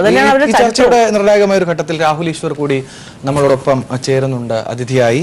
രാഹുൽ ഈശ്വർ, ഒരു പക്ഷേ നമ്മുടെ രാജ്യത്തെ സാധാരണക്കാരായ മുഴുവൻ ആളുകളും വിശ്വാസികളും വളരെ ഉദ്വേഗത്തോടു കൂടിയാണ് സുപ്രീം കോടതിയെ ഇന്ന് കേൾക്കാൻ ആഗ്രഹിക്കുന്നത്. എന്താണ് പ്രതീക്ഷിക്കുന്നത്? രണ്ട് കാര്യങ്ങളാണ്. ഇന്നൊരു ഫൈനൽ വിധി വരില്ല, പക്ഷെ ഒരു mood and momentum of the court, എങ്ങോട്ടാണിത് നീങ്ങുന്നത് എന്നൊരു ഫീല് നമുക്ക് കിട്ടാൻ ചാൻസ് ഉണ്ട്. വിശ്വാസത്തിനെതിരെ പോകണമെങ്കിലും അല്ലെങ്കിൽ ഈ പറയുന്നത് പോലെ വിശ്വാസത്തിന് അനുകൂലമായി പോകുന്നതാണെങ്കിലും അതൊരു ചരിത്ര സംഭവമായിരിക്കും എന്നുള്ള കാര്യത്തിലും ആർക്കും തർക്കമില്ല. നേരത്തെ ശ്രീമതി ധന്യാരാമൻ പറഞ്ഞ 2 പോയിന്റുകളോട് ഇൻ സ്പിരിറ്റ് അഗ്രി ചെയ്യാൻ. ഞങ്ങളെല്ലാം വനിതാ മൂവ്മെന്റിനെ ആദരിക്കുന്നവരാണ്. പക്ഷെ വനിതാ മൂവ്മെന്റ് ശബരിമലയും തമ്മിൽ ബന്ധമില്ല എന്ന് മാത്രമേ ഞങ്ങൾ ശ്രീ വെള്ളാപ്പള്ളി നടേശൻ സാറിനെ പോലെ ചൂണ്ടിക്കാട്ടുന്നുള്ളൂ. വനിതാ മതിലടക്കമുള്ള പരിപാടികൾ വളരെ മെച്ചമാണ്. പക്ഷേ വെള്ളാപ്പള്ളി നടേശൻ സാർ പറഞ്ഞതുപോലെ ഇതിന് ശബരിമലയുമായിട്ട് ആരും ബന്ധവുമില്ല. 2 മത സമൂഹത്തിന്റെ കാര്യം പറഞ്ഞു. ഈ വിഷയത്തിൽ ഏറ്റവും ഞങ്ങൾക്ക് സന്തോഷം, ശബരിമല ക്യാമ്പയിൻ ഒരിക്കലും വർഗീയമായിരുന്നില്ല. ആദ്യമായിട്ട് ഇതിന് പിന്തുണ പ്രഖ്യാപിച്ചത് ക്രിസ്ത്യാനിയായ MLA ആയ PC ജോർജും അദ്ദേഹത്തിന്റെ മകൻ PC ഷോണും ഒക്കെയാണ്. ഞാൻ എടുത്തതിനേക്കാൾ എഫേർട്ട് ഒരു PC ഷോൺ എടുത്തിട്ടുണ്ട് ഈ വിഷയത്തിൽ. മുസ്ലിം ലീഗ്, ജമാഅത്തെ ഇസ്ലാമി, സുന്നി സംഘടനകൾ അടക്കം എല്ലാ ആരാധ്യരായ മുസ്ലിം സംഘടനകളും കോഴിക്കോട്ട് MES ഫസൽ ഗഫൂർ സാർ അടക്കം ഒരുമിച്ച് യോഗം ചേർന്ന് സേഫ് ശബരിമലയ്ക്കും പിന്തുണ പ്രഖ്യാപിച്ചു. താൻ പ്രധാനമന്ത്രി അടക്കം കണ്ട് ഓർഡിനൻസിന് ശ്രമിക്കുമെന്ന് നമുക്ക് എല്ലാം ഇഷ്ടമുള്ള രാഷ്ട്രീയപരമായ എതിരഭിപ്രായം ഉണ്ടായിരിക്കും. എന്നാലും ശ്രീ കുഞ്ഞാലിക്കുട്ടി സാർ അടക്കം പറഞ്ഞു. അപ്പൊ ഇത് വിശ്വാസം വേഴ്സസ് അവിശ്വാസമാണ്. ശരിയാണ് ധന്യരാമൻജി പറഞ്ഞതുപോലെ ഒരു വിഷയം ഉണ്ടായി, ഞങ്ങൾക്കിത് വേണ്ട രീതിയിൽ ജനങ്ങളിലേക്ക് എത്തിക്കാൻ കഴിഞ്ഞില്ല. അവിടെയാണ് ഈ സ്ത്രീ മുന്നേറ്റവും ശബരിമലയും തമ്മിൽ 2 ദ്വന്ദ്ങ്ങളിലാണ് എന്നൊരു തെറ്റിദ്ധാരണ വന്നു. ശബരി എന്ന കാട്ടാള വനിതയുടെ പേരിലാണ് ഈ ശബരിമല പോലും. അവിടെ മാളികപ്പുറത്ത് അമ്മയുണ്ട്. ലക്ഷക്കണക്കിന് സ്ത്രീകളാണ് എല്ലാ വർഷവും ശബരിമലയിൽ വരുന്നത്. പക്ഷേ ദേശീയ തലത്തിൽ വിശിഷ്യ കേരളത്തിൽ ചില സ്ഥലങ്ങളിലും ഒരു പ്രചരണം ഉണ്ടായി സ്ത്രീ മുന്നേറ്റവും ശബരിമലയും രണ്ടും 2 ധ്രുവങ്ങളാണെന്ന്. ഒരിക്കലുമല്ല. 100% യോജിക്കുന്നു. മാത്രമല്ല ശബരിമലയ്ക്ക് ഒരു പ്രത്യേകതയും കൂടുണ്ട്. ജാതീയത എന്നൊരു പ്രശ്നം നമ്മുടെ ഇടയിൽ നിലനിന്നിരുന്ന കാലത്ത് പോലും കേരള ഹൈക്കോടതി ചൂണ്ടിക്കാണിക്കുന്ന പോലെ ശബരിമലയിൽ ഒരിക്കലും ജാതീയതയുടെയോ വർഗീയതയുടെയോ പ്രശ്നം ഉണ്ടായിരുന്നില്ല. ഒരിക്കലും അൺടച്ചബിലിറ്റി ശബരിമല ഉണ്ടായിരുന്നില്ല. ഇതൊരു ഹൈക്കോടതി വെർഡിക്റ്റിൽ ചൂണ്ടിക്കാണിക്കുന്ന കാര്യമാണ്. അതുകൊണ്ട് ശബരിമല നമ്മുടെ ബഹുസ്വര മതസൗഹാർദ്ദ യോജിപ്പ് ഐക്യം ജാതീയതയ്ക്ക് അതീതമായി കഴിഞ്ഞ നൂറ്റാണ്ടിൽ നവോത്ഥാന നായകന്മാർ പ്രവർത്തിച്ചതുപോലെ ഒരു 900-1000 വർഷം മുമ്പ് മണികണ്ഠനായ അയ്യപ്പൻ ഇവരെ എല്ലാം ഒരുമിച്ച് കൊണ്ടുവന്ന് എല്ലാ വിഭാഗങ്ങൾക്കും അവകാശങ്ങളും അധികാരങ്ങളുമുള്ള സ്ഥലമാണ്. അതുകൊണ്ടാണ് ഹൈന്ദവ സമൂഹത്തിനുള്ളിലെ എല്ലാ സമുദായങ്ങൾക്കും അവിടെ പ്രാതിനിധ്യ അവകാശമുണ്ട്. വാവർ എന്ന് പറയുന്ന ഇസ്ലാമിക സ്വത്തുമുണ്ട്. ഞങ്ങളെല്ലാം പോകുന്ന വഴി വെളുത്ത എന്ന ക്രിസ്ത്യൻ സ്വത്തും അല്ലെങ്കിൽ അർത്തിങ്കൽ പള്ളിയിൽ ആദരം അർപ്പിച്ചിട്ടാണ് പോകുന്നത്. ആ രീതിയിൽ ഇന്ത്യക്ക് ഇന്ന് വേണ്ട ബഹുസ്വരതയുടെ ഒരു ഗാന്ധിയൻ വിവേകാനന്ദന്റെ കാഴ്ചപ്പാടിൽ അടിസ്ഥിതമായിട്ടുള്ള ആത്മീയതയാണ്. പക്ഷേ വേണ്ട രീതിയിൽ ഈ പ്രചരണത്തെ ഞങ്ങൾക്ക് തടുക്കാൻ കഴിഞ്ഞില്ല എന്നുള്ള കാര്യം യോജിക്കുന്നു. അതായത് സ്ത്രീ വിരുദ്ധമാണ് എന്ന കാര്യം വേണ്ട രീതിയിൽ തടുക്കാൻ കഴിഞ്ഞില്ല. പക്ഷേ ഇപ്പൊ ശ്രീ പ്രധാനമന്ത്രി നരേന്ദ്രമോദി, ശ്രീ രാഹുൽ ഗാന്ധി, ലോകാരാധ്യ ആരാധനായ ഇന്റലക്ച്വൽ ശ്രീ ശശി തരൂർ അടക്കമുള്ളവർ അവരുടെ നിലപാടിൽ ഞങ്ങളോട് യോജിക്കുമ്പോൾ രാജ്യത്തെ പ്രമുഖ രണ്ട് പാർട്ടികൾ, ഒരു സെന്റർ റൈറ്റിൽ നിൽക്കുന്ന BJPയും സെന്റർ ലെഫ്റ്റിൽ നിൽക്കുന്ന കോൺഗ്രസും അനുകൂലിക്കുമ്പോൾ പഴയ പല ന്യായാധിപന്മാരും ശബരിമല വിധി സുപ്രീം കോടതിയുടെ ഭാഗത്തു നിന്നും തെറ്റായിപ്പോയി, അത് പുനഃപരിശോധിക്കേണ്ടതാണ് എന്ന് രാജ്യവ്യാപകമായി വരുമ്പോൾ, സ്ത്രീയായ ഇന്ദു മൽഹോത്ര അടക്കം നമ്മളെ അനുകൂലിക്കുമ്പോൾ വിശ്വാസം ഇന്ന് വിജയിക്കും. കേരളത്തിന്റെ സംസ്കാരം വിജയിക്കും. തമിഴ്നാട്ടിൽ ജല്ലിക്കെട്ട് വിജയിച്ച പോലെ കേരളത്തിൽ പള്ളിക്കെട്ടുള്ള ശബരിമല വിജയിക്കും എന്നുള്ളതാണ് ഞങ്ങളുടെ പ്രതീക്ഷ.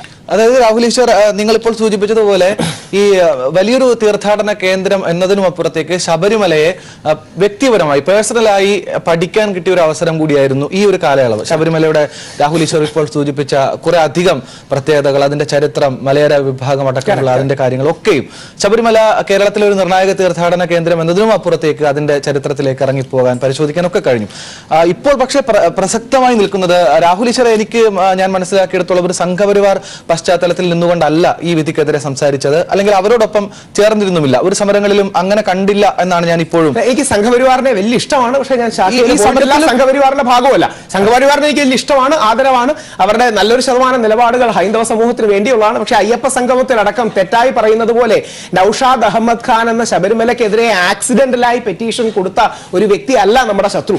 ഇതിന്റെ പിന്നിൽ ഒരുപാട് വേറെ പൊളിറ്റിക്സും കാര്യങ്ങളും ഉണ്ട്, എക്സ്ട്രീം റൈറ്റ് വിംഗ് പൊളിറ്റിക്സ് ഉണ്ട്. അതുകൊണ്ടാണ് ഈ മോഡറേറ്റ് റൈറ്റും CPM മറുവശത്തും അല്ലെങ്കിൽ BJP ഈ വശത്തും കോൺഗ്രസ് ഒരു മധ്യത്തിൽ നിന്ന് പോരാടുമ്പോൾ ഈ ശബരിമലയിൽ പട്ടാളത്തെ ഉപയോഗിച്ച് സ്ത്രീകളെ കയറ്റണം, അതായത് ഞങ്ങളുടെ അടക്കം അമ്മമാരെ പട്ടാളത്തെ ഉപയോഗിച്ച് മിലിറ്ററി ആക്ഷൻ കൊണ്ട് മാറ്റി കയറ്റണമെന്ന് പറഞ്ഞത് ഒരു എക്സ്ട്രീം റൈറ്റിൽ നിൽക്കുന്ന വ്യക്തിയാണ്, അല്ലെങ്കിൽ തീവ്ര വലതുപക്ഷ സ്വഭാവം കാണിക്കുന്ന ഒരു ഹാർവാർഡ് പ്രൊഫസറാണ്. എനിക്ക് അദ്ദേഹത്തെ വ്യക്തിപരമായി അറിയാം, അദ്ദേഹത്തെ ഇഷ്ടമാണ്, അതൊക്കെ വേറെ. അപ്പോൾ ഈ പൊളിറ്റിക്സ് മറ്റൊരു ഡയമെൻഷൻ തന്നെയുണ്ട്. പക്ഷേ ഈ വിഷയത്തിൽ ഒരു സത്യസന്ധതയുണ്ട്, ഈ വിഷയത്തിന് ഒരു ന്യായമുണ്ട്. അതുകൊണ്ടാണ് ആദ്യം എതിർത്തിരുന്നവർ പോലും വീണ്ടും ഞങ്ങളുടെ കൂടെ അനുകൂലമായി വന്നത്. അങ്ങ് പറഞ്ഞതുപോലെ വ്യത്യസ്ത അമ്പലവാസി മുതൽ ആദിവാസി വരെ, നായാടി മുതൽ നമ്പൂതിരി വരെ വ്യത്യസ്ത വിഭാഗങ്ങൾക്ക് അധികാരങ്ങളും അവകാശങ്ങളുമുള്ള നമ്മുടെ ബഹുസ്വരതയുടെ കേന്ദ്രമായ അയ്യപ്പന്റെ തിടമ്പേറ്റിയ ആന മുസ്ലിം പള്ളിക്കുള്ളിൽ വലയം ചെയ്യുന്ന കാഴ്ച ലോകത്തിൽ എവിടെയും കാണാൻ കഴിയില്ല. അപ്പൊ ഇത്രമാത്രം യുണീക്കായ ഒരു പ്രത്യേകതയുള്ള സ്ഥലമാണ്. അതുകൊണ്ടാണ് ഒരു കാര്യം കൂടെ ശ്രദ്ധിക്കണം, ഒരു പ്രമുഖ അങ്ങ് പറഞ്ഞ വിഭാഗത്തിലെ നേതാവ് ശബരിമലയിൽ ക്രിസ്ത്യൻ മുസ്ലിം ആൾക്കാർ വരരുത് എന്ന് പറഞ്ഞ് ഹൈക്കോടതിയിൽ പോയിരുന്നു.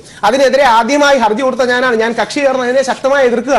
അതിന്റെ കാരണം വാവരും വെളുത്തയും എല്ലാം കൂടി ചേരുന്നതാണ് അയ്യപ്പൻ, അല്ലെങ്കിൽ നമ്മുടെ നാടും അങ്ങനെയാണ്. ആ രീതിയിൽ നമ്മുടെ ഇടയിൽ അഭിപ്രായ വ്യത്യാസങ്ങളുണ്ട്, ജാതി പ്രശ്നങ്ങളുണ്ട്, മതപ്രശ്നങ്ങളുണ്ട്, ഇല്ലെന്നൊന്നും പറയുന്നില്ല. പക്ഷേ ഇവയെല്ലാം ബാലൻസ് ചെയ്ത് ബ്ലെൻഡ് ചെയ്ത് ഹാർമണൈസ് ചെയ്ത് കൊണ്ടുപോയിരുന്ന ആളാണ് അയ്യപ്പൻ, അല്ലെങ്കിൽ മണികണ്ഠൻ മുതൽ മഹാത്മാഗാന്ധി വരെയുള്ളവർ. ആ പാത പിന്തുടർന്ന് വിശ്വാസത്തിന് ഒരു വിജയം ലഭിക്കണമെന്നും ഒരു പ്രായ നിയന്ത്രണം ശബരിമലയിലുണ്ട്, പക്ഷേ ലിംഗവിവേചനമില്ല. ഇതാണ് ഞങ്ങളുടെ പോയിന്റ്. ലിംഗവിവേചനമില്ല, പ്രായ നിയന്ത്രണമുണ്ട്. ആ പ്രായ നിയന്ത്രണം ദേവൻ നൈഷ്ഠിക ബ്രഹ്മചാരി ആയതുകൊണ്ടാണ്. ഞാൻ ഒരിക്കൽ ബ്രിട്ടാ സാറിന്റെ ഷോയിൽ അദ്ദേഹത്തോട് പറഞ്ഞു, സാറിനെ എനിക്ക് വലിയ ആരാധനയാണ്, അങ്ങ് മുതിർന്ന മാധ്യമ പ്രവർത്തകനാണ്, പക്ഷെ അങ്ങയുടെ കയ്യടി കിട്ടാൻ വേണ്ടി, അങ്ങ് പുരോഗമനവാദിയാന്ന് വിളിക്കാൻ വേണ്ടി ഞാൻ അയ്യപ്പൻ നൈഷ്ഠിക ബ്രഹ്മചാരി അല്ലെന്ന് പറയാൻ കഴിയുമോ? ഒരു 1000 വർഷം മുമ്പ് നടന്ന സംഭവമല്ലേ? അയ്യപ്പൻ നൈഷ്ഠിക ബ്രഹ്മചാരി അല്ല, കാലം കുറെ കഴിഞ്ഞില്ലേ, അതുകൊണ്ട് അയ്യപ്പൻ കെട്ടി കുറച്ച് കുട്ടികളൊക്കെ ഉണ്ട് എന്ന് എനിക്ക് എങ്ങനെ പറയാൻ കഴിയും? കാര്യം 900 വർഷം മുമ്പ് നടന്നൊരു ചരിത്ര സത്യമാണ്. ആ ചരിത്ര സത്യത്തെ നിരാകരിക്കരുത്. ഇതേ ചരിത്ര സത്യമാണ് ചില ആൾക്കാർ വാവരല്ല, മുസ്ലിം അല്ല, വാപുരനാണ് എന്നൊക്കെ കള്ളം പറയുന്നത്. അത് മുസ്ലിം വിരോധം കൊണ്ട് പറയുന്നതാ. ഇതേപോലെ ചരിത്രത്തിൽ ഒരു സത്യമുണ്ട്. അയ്യപ്പൻ മലയരയന്മാരുടേതാണ്, നായന്മാരുടേതാണ്, ഈഴവരുടേതാണ്, പുലയ സമൂഹത്തിൻ്റെതാണ്, ബ്രാഹ്മണരുടേതാണ്, അല്ലെങ്കിൽ ക്ഷത്രിയ വംശത്തിൻ്റെയാണ്. എല്ലാവരുടെയും കൂടെ ചേർന്ന് ഒരുമിച്ച് കൊണ്ടുപോയ അയ്യപ്പൻ ഇന്ന് വിജയിക്കും. സ്വാമി അയ്യപ്പന്റെ വിജയം ഇന്ന് ഉണ്ടാകുമെന്നാണ് ഞങ്ങളുടെ പ്രതീക്ഷ. ശരി രാഹുൽ ഈശ്വർ, അതാണ് അതിനെ സംബന്ധിക്കാണ് നമുക്ക് വരുന്ന സമയത്ത് പരിശോധിക്കേണ്ടത്. നിങ്ങൾ എടുക്കാൻ പോകുന്ന നിലപാട്, ഈ വിധി നിലനിൽക്കുകയാണെങ്കിൽ നിങ്ങൾ എടുക്കാൻ പോകുന്ന നിലപാട് കൂടി വളരെ പ്രസക്തമാണ് ഈ ഘട്ടത്തിൽ. നമുക്ക് അത് പരിശോധിക്കേണ്ടതുണ്ട്. ഒരു ചെറിയ ഇടവേളയ്ക്ക് ശേഷം ഈ ഘട്ടത്തിൽ നമ്മളോടൊപ്പം CS സുജാതയും അനിൽ ബോസും കൂടി ചേരുന്നുണ്ട്. വിവിധ സ്റ്റുഡിയോകളിൽ നിന്ന് രാഹുൽ ഈശ്വറും ധന്യാരാമനും നമ്മളോടൊപ്പം തുടരുന്നുമുണ്ട്. CS സുജാത, ഈ ഘട്ടത്തിൽ ഇനി കുറച്ച് സമയം, വളരെ കുറച്ച് സമയം മാത്രമാണ് ഉള്ളത്. ഒരു നിർണായകമായ ദിവസമാണിത്.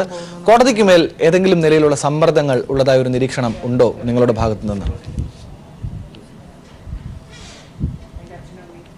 എനിക്കങ്ങനെ തോന്നുന്നില്ല. കാരണം ദീർഘനാളത്തെ പരിശോധനയ്ക്ക് ശേഷമാണ് സെപ്റ്റംബർ മാസം 28-ാം തീയതി കോടതി ഇതിനെ സംബന്ധിച്ച് വിധി പറഞ്ഞത്. വിധി പറഞ്ഞ ഘട്ടത്തിൽ രാഹുൽ ഈശ്വരുടെ ഇവിടെ വളരെ വിശദമായിട്ടൊക്കെ സംസാരിക്കുന്നത് കേട്ടു.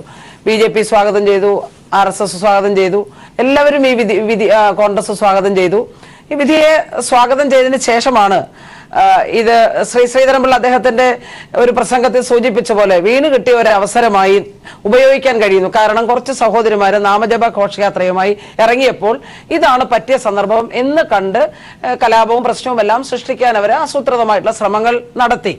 അപ്പൊ നമുക്ക് കേരളത്തിന് യഥാർത്ഥത്തിൽ ബോധ്യപ്പെട്ടു കാര്യങ്ങളൊക്കെ. ഇത് ഇവിടെ നമ്മൾ കുറെ നാളുകളായി ചർച്ച ചെയ്തുകൊണ്ടിരിക്കുന്നതാണ്. അതായത് ഭരണഘടനയുടെ മൗലിക തത്വങ്ങൾ അംഗീകരിച്ചുകൊണ്ടുള്ള കോടതി വിധിയാണ്. ഭരണഘടനാ ബെഞ്ചാണ് വിധിച്ചിട്ടുള്ളത്. ഭരണഘടനാ ബെഞ്ച് 10നും 50നും ഇടയിൽ പ്രായമുള്ള സ്ത്രീകൾ ശബരിമലയിൽ കയറാൻ പാടില്ല എന്നുള്ള കോടതി വിധി നിലനിൽക്കത്തില്ല. ആ കോടതി വിധി റദ്ദ് ചെയ്തിരിക്കുന്നു. അങ്ങനെ വന്നിട്ടുള്ള ശരിക്കും ഇപ്പോ ഈ രാഹുൽ ഈശ്വരയുടെ 900 വർഷത്തിന് മുമ്പുള്ള കാര്യം പറയുന്നുണ്ട്. 900 വർഷത്തിന് മുമ്പ് 10നും 50നും ഇടയിൽ പ്രായമുള്ള സ്ത്രീകൾ അവിടെ പ്രവേശിക്കരുത് എന്ന് എഴുതി വെച്ചിട്ടുണ്ടായിരുന്നോ? ഇതുവരെ നമ്മളാരും കേട്ടിട്ടില്ലല്ലോ. 91 ശേഷം 91 കോടതി വിധിയാണ് 10നും 50നും ഇടയിൽ പ്രായമുള്ള സ്ത്രീകൾ അവിടെ പ്രവേശിക്കാൻ പാടില്ല എന്നുള്ള വിധി പുറപ്പെടുവിക്കുന്നത്.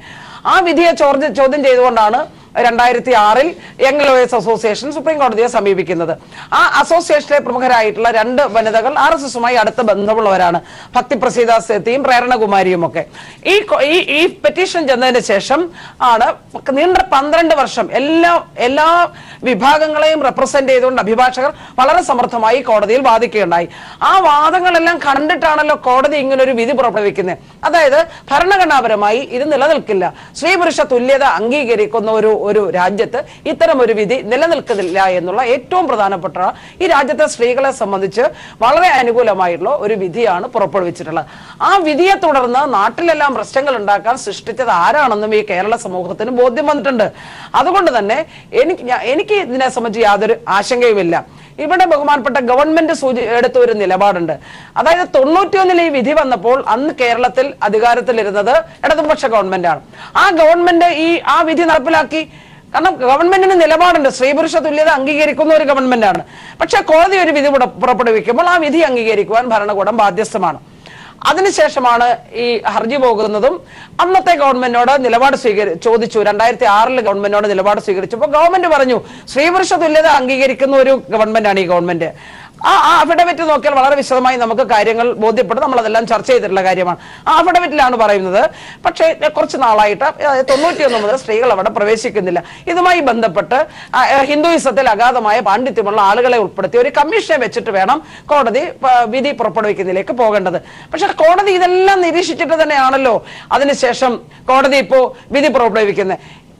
ശ്രീ പിണറായി വിജയൻ നേതൃത്വം കൊടുക്കുന്ന ഗവൺമെന്റിനോടെയും കോടതി ചോദിച്ചല്ലോ നിങ്ങളുടെ നിലപാട് എന്താണ്? ഗവൺമെന്റ് പറഞ്ഞു 2006 നിലപാട് തന്നെയാണ് ഞങ്ങളുടെ ഗവൺമെന്റ്. ഞങ്ങൾ സ്ത്രീ പുരുഷ തുല്യത അംഗീകരിക്കുന്ന ഗവൺമെന്റാണ്. ഞങ്ങൾ അത് പറയുമ്പോൾ തന്നെ പഴയ അഫിഡവിറ്റിൽ പറഞ്ഞ കാര്യങ്ങൾ ആവർത്തിക്കുകയും ചെയ്തു. എന്നിട്ട് പറഞ്ഞു സുപ്രീം കോടതി എന്ത് വിധി എടുത്താലും ആ വിധിയെ ഞങ്ങൾ സ്വാഗതം ചെയ്യും.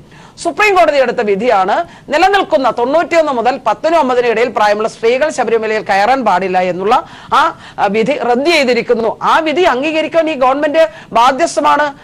ഈ ഗവൺമെന്റ് അല്ലെങ്കിൽ ഞങ്ങൾ ആരുമോ ഞാനൊക്കെ റെപ്രസെന്റ് ചെയ്യുന്ന സംഘടനയ്ക്ക് ലക്ഷക്കണക്കിന് സഹോദരിമാരുണ്ട്. ഞങ്ങളുടെ ജോലിയല്ല സ്ത്രീകളെ ആകെ ശബരിമലയിൽ കൊണ്ടുപോകുക എന്നുള്ളത്. ഗവൺമെന്റ് തന്നെ നിലപാട് വ്യക്തമാക്കേണ്ടേ. പക്ഷെ ഈ വിധിയുടെ അടിസ്ഥാനത്തിൽ ശബരിമലയിൽ പോകാൻ ആഗ്രഹിക്കുന്ന ഒരു സഹോദരിക്ക് സംരക്ഷണം കൊടുക്കേണ്ട ഉത്തരവാദിത്തം ഗവൺമെന്റ് ഉണ്ട്. ഗവൺമെന്റ് ആ ഉത്തരവാദിത്തം നിർവഹിച്ചിട്ടേ ഉള്ളൂ. എന്നിട്ട് ഗവൺമെന്റ് വളരെ വ്യക്തമാക്കുകയും ചെയ്തു നാളെ സുപ്രീം കോടതി എന്ത് വിധി പറഞ്ഞാലും ആ വിധിയെ ഈ ഗവൺമെന്റ് സ്വാഗതം ചെയ്യും. പക്ഷേ ഈ ഗവൺമെന്റ് സ്ത്രീ പുരുഷ തുല്യത അംഗീകരിക്കുന്ന ഒരു ഗവൺമെന്റാണ്.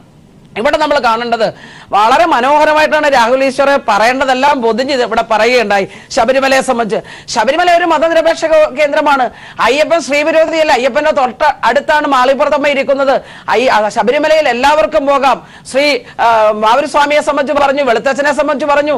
നമ്മളെല്ലാവരും ഈ സ്ഥലങ്ങളിലെല്ലാം പോയിട്ടുള്ളതാണ്. യഥാർത്ഥത്തിൽ ഈ ശബരിമല കോടതി വിധിയും അതേ തുടർന്നിട്ടുള്ള ഈ പ്രശ്നങ്ങളുമെല്ലാം വന്നു കഴിഞ്ഞപ്പോൾ അങ്ങ് സൂചിപ്പിച്ച പോലെ ശബരിമലയെ സംബന്ധിച്ചും നവോത്ഥാന പ്രസ്ഥാനങ്ങളെ സംബന്ധിച്ചും നവോത്ഥാന നായകന്മാരെ സംബന്ധിച്ചും എല്ലാം നല്ലതായിട്ടുള്ള ചർച്ച ഈ നാട്ടിൽ നടന്നു. എന്തിനാണ് കൂടുതൽ പറയുന്നത്? ഇന്ത്യൻ ഭരണഘടന നിലവിൽ വന്ന് 70 വർഷമായിട്ടും ഇന്ത്യൻ ഭരണഘടന നിർമ്മാണ സഭയിൽ 15 സ്ത്രീകൾ പങ്കെടുത്തിരുന്നു. അതിൽ ദാക്ഷായണി വേലായുധന്റെ കൂടി കയ്യൊപ്പ് പതിഞ്ഞതാണ് ഇന്ത്യൻ ഭരണഘടന എന്ന് ഒരുപക്ഷെ പുതിയ തലമുറയിൽപ്പെട്ട സഹോദരിമാരടക്കം ശരിയായ രൂപത്തിൽ മനസ്സിലാക്കാൻ കഴിഞ്ഞത് ഇവിടെ RSS ഉയർത്തിക്കൊണ്ടുവന്ന ഈ കലാപത്തെ നേരിടുന്നതിന് വേണ്ടി സ്ത്രീകളാകെ തന്നെ രംഗപ്രവേശം ചെയ്ത് അവർ നല്ല നിലയിൽ ക്യാമ്പയിൻ ചെയ്തതിന്റെ ഒരു പോസിറ്റീവായിട്ടുള്ള വശം കൂടിയാണ്, അതിന് പോസിറ്റീവായിട്ടുള്ള ഒരു വശം കൂടി വന്നു എന്ന് എനിക്ക് പറയാൻ സാധിക്കും. വളരെ വളരെ നല്ല നിലയിൽ തന്നെ ശരിക്കും സമൂഹം ഇതിനെ എടുക്കുക തന്നെ ചെയ്യും. വിശ്വാസികളുടെ കുത്തക എടുത്തോണ്ടെന്ന് എല്ലാവരും പോകേണ്ട കാര്യമില്ല. വിശ്വാസികൾ മുഴുവൻ സ്ത്രീകൾക്കെതിരാണെന്ന് എങ്ങനെ ആര് പറയുന്നു? വിശ്വാസികളുടെ വിശ്വാസത്തെ സംരക്ഷിക്കുന്നതിന് വേണ്ടി ആരാണ് ഏറ്റവും നന്നായി പ്രവർത്തിക്കുന്നതും എല്ലാവർക്കും അറിയാം. ഈ ആചാരങ്ങളെയും ധന്യയുടെ സംഭാഷണത്തിൽ ചില കാര്യങ്ങളെ ഞാൻ കേട്ടുള്ളൂ. ശരിക്കും ഇല്ലാത്ത ആചാരങ്ങളെല്ലാം തന്നെ സ്ത്രീകളുടെ മേൽ അടിച്ചേൽപ്പിച്ചുകൊണ്ട് വീണ്ടും അവരെ പുറകോട്ട് കൊണ്ടുപോകാൻ ശ്രമം നടക്കുകയാണ്. ആ ശ്രമത്തെ നമുക്ക് പരാജയപ്പെടുത്തിയേ പറ്റൂ. നമ്മൾ 21ാം നൂറ്റാണ്ടിലാണ് നിൽക്കുന്നത്. വളരെ മുന്നോട്ട് ഈ സമൂഹം പോകേണ്ടതായിട്ടുണ്ട്. ശരിക്കും കേരളം ഇന്ന് വരെ ആർജിച്ചിട്ടുള്ള ഈ നേട്ടങ്ങളുടെ എല്ലാം ഫലം ഈ സമൂഹത്തിലെ സഹോദരിമാർ അനുഭവിക്കുന്നുണ്ട്. അതൊരു സുപ്രഭാതത്തിൽ ആരെങ്കിലും കൈകൊണ്ട് തന്നതല്ല, നിരന്തരമായ പോരാട്ടങ്ങളിലൂടെയാണ്. അതിന് സഹോദരിമാർക്കും വലിയൊരു റോളുണ്ട്. അങ്ങനെയുള്ള സഹോദരിമാർ, നിങ്ങൾ ഇനിയും പുറകോട്ട് വെക്കൊള്ളണം, നിങ്ങൾ ഞങ്ങൾ പറയുന്ന അനുസരിച്ച് ജീവിച്ചു കൊള്ളണം എന്ന നിലയിൽ ആരെങ്കിലും ശഠിച്ചാൽ അതൊന്നും ഇനി സമൂഹം അംഗീകരിക്കുമെന്ന് എനിക്ക് തോന്നുന്നില്ല. ഈ കോടതി വിധിയെ സംബന്ധിച്ച് ഇപ്പൊ എന്നെ പോലെയുള്ള ഒരാൾക്ക്, അല്ലെ ഞാൻ പ്രദാനം ചെയ്യുന്ന ഞങ്ങളുടെ സംഘടന, ഞങ്ങൾ സ്ത്രീ പുരുഷ തുല്യത അറിയാമല്ലോ, അംഗീകരിക്കുന്ന ഒരു പ്രസ്ഥാനമാണ്. ഞങ്ങൾ ഈ കോടതി വിധിയെ അങ്ങേറ്റം സ്വാഗതം ചെയ്യുകയും ചെയ്തിട്ടുള്ളതാണ്. ശരിക്കും ഈ കോടതി വിധി രാജ്യത്തെ സ്ത്രീകളെ സംബന്ധിച്ച് വളരെ അനുകൂലമായിട്ടുള്ള ഒരു കാര്യമാണെന്ന് പറയുന്നതിൽ യാതൊരു മടിയുമില്ല. അത് ആ നിലയിൽ തന്നെ സമൂഹം കാണണമെന്നുള്ള അഭ്യർത്ഥനയും ഞങ്ങൾക്ക്. CS സുജാതയിലേക്ക് എത്താം, രാഹുൽ ഈശ്വറിലേക്കും എത്താം. അതായത് 1991 മുൻപ് അവിടെ കയറിയിട്ടുണ്ടോ ഇല്ല എന്ന ചർച്ച നമ്മൾ ഒരുപാട് ചർച്ച ചെയ്തതാണ്. ഇതുമായി ബന്ധപ്പെട്ട് കേരളത്തിലെ മാധ്യമങ്ങളും പൊതു ഇടങ്ങളിലുമൊക്കെ തീർച്ചയായും അതുകൊണ്ട് ഞാൻ താങ്കളിലേക്ക് എത്താം. അനിൽ ബോസ് കൂടി ചേർന്നുണ്ട് ഈ ഘട്ടത്തിൽ. അനിൽ ബോസ്, ദീപക് മിശ്ര ഈ വിധി രാജ്യത്തിന് മുന്നിൽ വയ്ക്കുമ്പോൾ അദ്ദേഹം പറയുന്നത് കേരളത്തിനെ സംബന്ധിക്കുന്നതല്ല, രാജ്യത്ത് തന്നെ ഇനി ഈ വിധി ബാധകമായിരിക്കും എന്നാണ് മുന്നിലേക്ക് വെക്കുന്ന വിധി. ആ വിധി ആണ് ഇന്ന് നിർണായകമായി പരിശോധിക്കപ്പെടുന്നത്. എന്തായിരിക്കും കോൺഗ്രസ് ഈ ഘട്ടത്തിൽ എടുക്കാൻ പോകുന്ന നിലപാടെന്ന് കൃത്യമായി പറയാൻ താങ്കൾക്ക് കഴിയുമോ?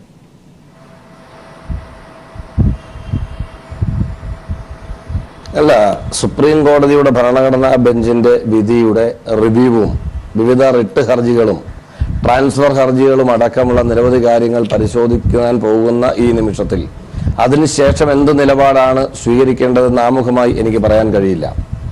അത് വളരെ ഗൗരവപൂർവ്വം ആലോചിച്ചു പറയേണ്ട ഒരു കാര്യമാണ്. ഇവിടെ കോൺഗ്രസ് പാർട്ടിയേക്കാൾ ഞാൻ സാഹൂതം വീക്ഷിക്കുന്നത്, മാർക്സിസ്റ്റ് പാർട്ടിയേക്കാൾ BJPയേക്കാൾ ഞാൻ സാഹൂതം വീക്ഷിക്കുന്നത് ഇന്നത്തെ കോടതി നടപടികളിൽ സത്യസന്ധമായി ഇന്ന് ആ കോടതിയിൽ ഹാജരായി അത് നേരിട്ട് കാണണമെന്ന് ആഗ്രഹിച്ച ഒരാളാണ് ഞാൻ. ഇവിടെ ഈ മുല്ലപ്പള്ളി രാമചന്ദ്രന്റെ യാത്രയുമായി ബന്ധപ്പെട്ട് അതിന്റെ ഭാഗമായി പോയതുകൊണ്ടാണ് കോടതിയിൽ പോകാൻ കഴിയാഞ്ഞത്.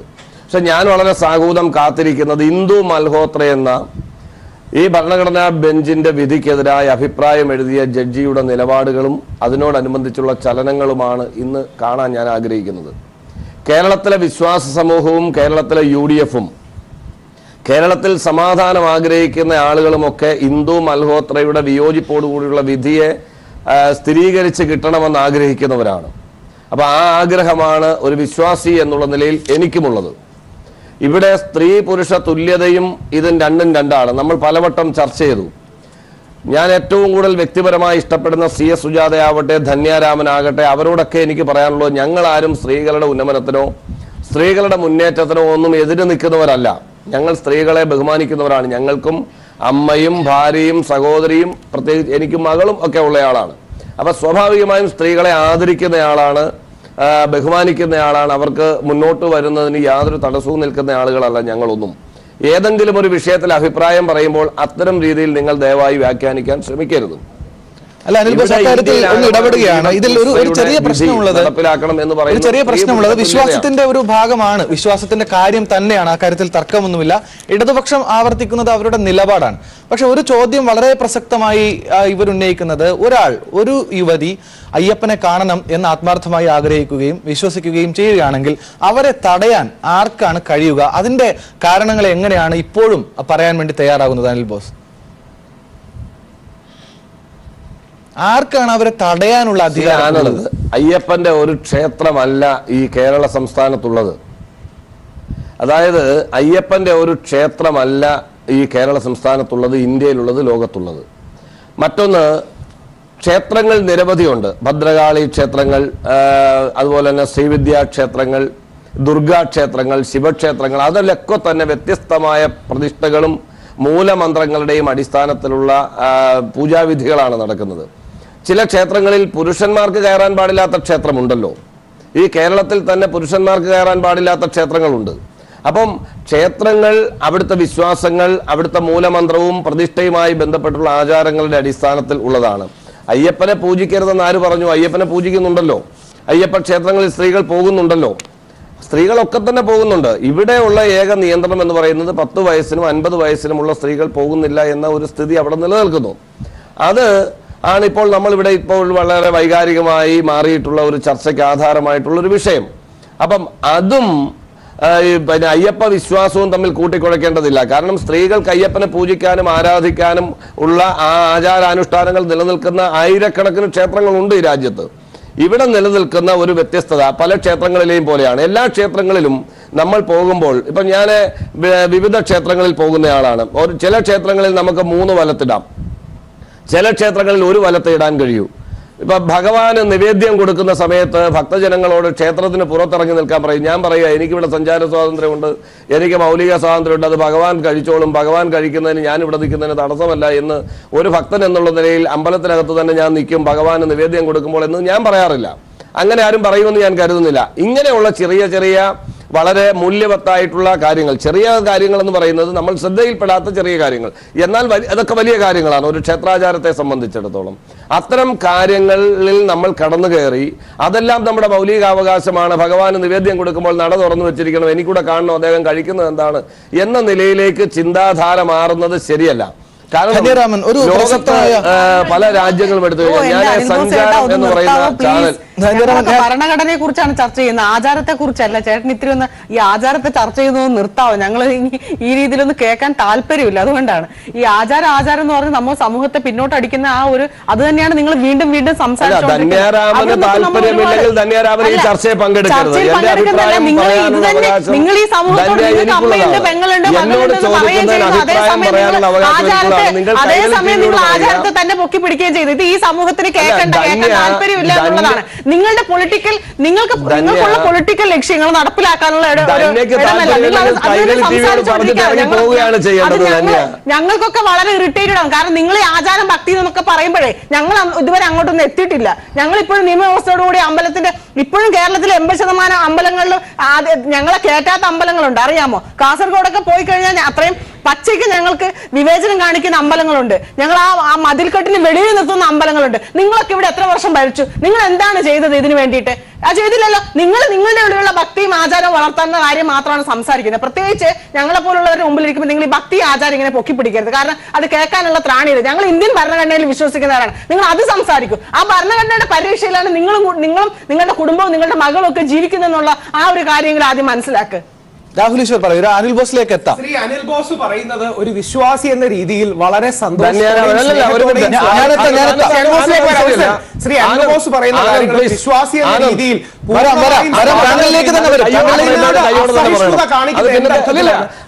വേണ്ടെന്ന് പറയുന്നത് ഞാനൊന്ന് പറഞ്ഞോട്ടെ, അത് കഴിഞ്ഞിട്ട് നമുക്ക് സംസാരിക്കാം. പറയൂ. അത് ധന്യാരാമൻ ഞാൻ പറയുന്നത് കേൾക്കാൻ സൗകര്യമില്ലെങ്കിൽ നിങ്ങൾ കൈരളി പീപ്പിൾ ഇറങ്ങി പോവുകയാണ് ചെയ്യേണ്ടത്. അങ്ങനെ ആ ചർച്ചയല്ല. നമുക്ക് താങ്കൾ കൃത്യമായി മറുപടി പറയും. ഭരണഘടനയെ കുറിച്ചാണ് എന്റെ വിഷയമല്ല ധന്യാരാമൻ. താങ്കൾ അതിനെ കുറിച്ച് പറയോ? വിയോജിക്കട്ടെ, യോജിപ്പിന്റെ ഒരു വേദിയായിട്ടാണ് നമ്മൾ ഈ നിർണായകമായ ദിനത്തിൽ പരിശോധിക്കുന്നത്. നിങ്ങളുടെ താല്പര്യം അവസരം എന്റേതായതുകൊണ്ട് ധന്യാരാമൻ ഇറിറ്റേറ്റഡ് ആകുമോ ഇല്ലയോ എന്ന് നോക്കി അഭിപ്രായം പറയാനല്ല ഞാൻ വന്നിരിക്കുന്നത്. ഞാൻ എന്റെ അഭിപ്രായം പറയാനാണ് വന്നിരിക്കുന്നത്. താങ്കൾക്ക് അവസരം കിട്ടുമ്പോൾ താങ്കളുടെ അഭിപ്രായം പറയാം. അത് യോജിക്കാൻ കഴിയും. ഞാൻ പാർട്ടിയുടെ എന്റെ അവസരമായിട്ട് ഞാൻ എടുത്തു പറയുന്നത് രണ്ട് കാര്യങ്ങൾ. ഒരു സെക്കൻഡ്. ശ്രീ അനിൽ ബോസിന്റെ വാക്കുകൾ ഒരു വിശ്വാസി എന്ന രീതിയിൽ ഞങ്ങളും ഒരുപക്ഷെ 4-4.5 കോടിയോളം വരുന്ന അയ്യപ്പ വിശ്വാസികൾക്കും സന്തോഷം. അല്ല, ഒരു കാര്യം പറഞ്ഞു കൊടുത്തോട്ടെ സാർ. ഒരു കാര്യം ഇല്ലെങ്കിൽ എന്റെ അവസരം പോകുന്നുണ്ടാണ്. ശ്രീ അനിൽ ബോസ് പറഞ്ഞ കാര്യങ്ങൾ എനിക്കോ നമ്മുടെ സമൂഹത്തിലുള്ള ബഹുഭൂരിപക്ഷം ആൾക്കാർക്കോ വിശ്വാസികൾക്കോ സ്വാഗതം ചെയ്യുന്ന കാര്യമാണ്. അതിനോട് അസഹിഷ്ണുത കാണിക്കുന്ന എന്ത് അർത്ഥത്തിലാണ്? നാളെ ഒരു വിശ്വാസി ശ്രീമതി ധന്യാരാമൻ പറയുന്ന കാര്യങ്ങൾ ഞങ്ങൾക്ക് കേൾക്കണ്ട എന്ന് പറയുന്നത് ശരിയാകുമോ? അപ്പൊ ഇതാണ് അസഹിഷ്ണുതയുടെ രാഷ്ട്രീയം, ഇൻടോളറൻസിന്റെ രാഷ്ട്രീയം. വ്യത്യസ്ത അഭിപ്രായങ്ങൾ ഉണ്ടാകാം, വിശ്വാസവും അവിശ്വാസവും ഉണ്ടാകാം. പക്ഷെ ഒരു വിശ്വാസി തന്റെ വികാരങ്ങളോ വീക്ഷണങ്ങളോ പ്രകടിപ്പിക്കുമ്പോൾ അതിനോട് അസഹിഷ്ണുത കാണിക്കുന്നത് തന്നെയാണ് നമ്മുടെ നാട്ടിൽ പലർക്കും എല്ലാ മതങ്ങളോടും കാണിക്കുന്നതിന്റെ അടിസ്ഥാനം. അപ്പൊ തീർച്ചയായിട്ടും ശ്രീ എൽബോസ് പറഞ്ഞതിനെ 100% ഒരു വിശ്വാസി എന്ന രീതിയിൽ സ്വാഗതം ചെയ്യുന്നു. ഓരോ അമ്പലത്തിനും അവരവരുടേതായ പ്രത്യേകതകളുണ്ട്. രണ്ട്, ഭരണഘടനയെ നമ്മൾ എല്ലാം ആദരിക്കുകയും നമ്മുടെ പ്രധാനമന്ത്രി ഒരുപക്ഷെ സൂചിപ്പിച്ചതുപോലെ എന്റെ വിശുദ്ധ പുസ്തകമായി കാണുകയും ചെയ്യുന്നതാണ്. പക്ഷെ ഓരോ അമ്പലത്തിനും പള്ളിക്കും അവരവരുടേതായ കാര്യങ്ങളുണ്ട്.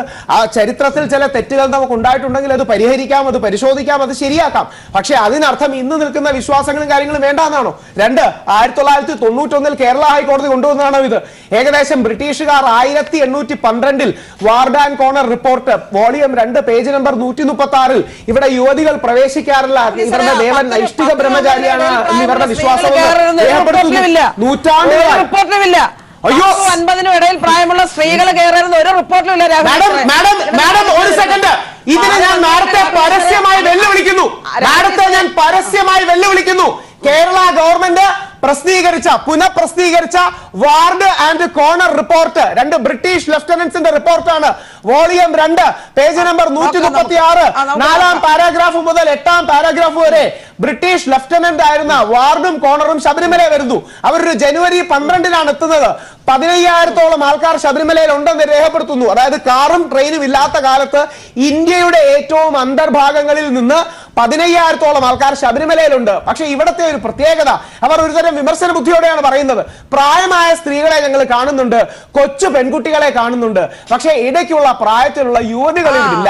കാരണം ഇവരുടെ വിശ്വാസം, ഇവരുടെ ദേവൻ ബ്രഹ്മചാരിയാണ്, ലൈംഗികതയിൽ നിന്ന് മാറി നിൽക്കേണ്ടവനാണെന്ന് കേരള ഗവൺമെന്റ് ഔദ്യോഗികമായി പുനഃപ്രസിദ്ധീകരിച്ച ബ്രിട്ടീഷ് സർക്കാർ അതിനകത്തില് രാഹുൽ ഈശ്വർ പറയുന്ന ഈ 10-നും 50-നും ഇടയിൽ പ്രായമുള്ള യുവതികളാണ്, അല്ലെങ്കിൽ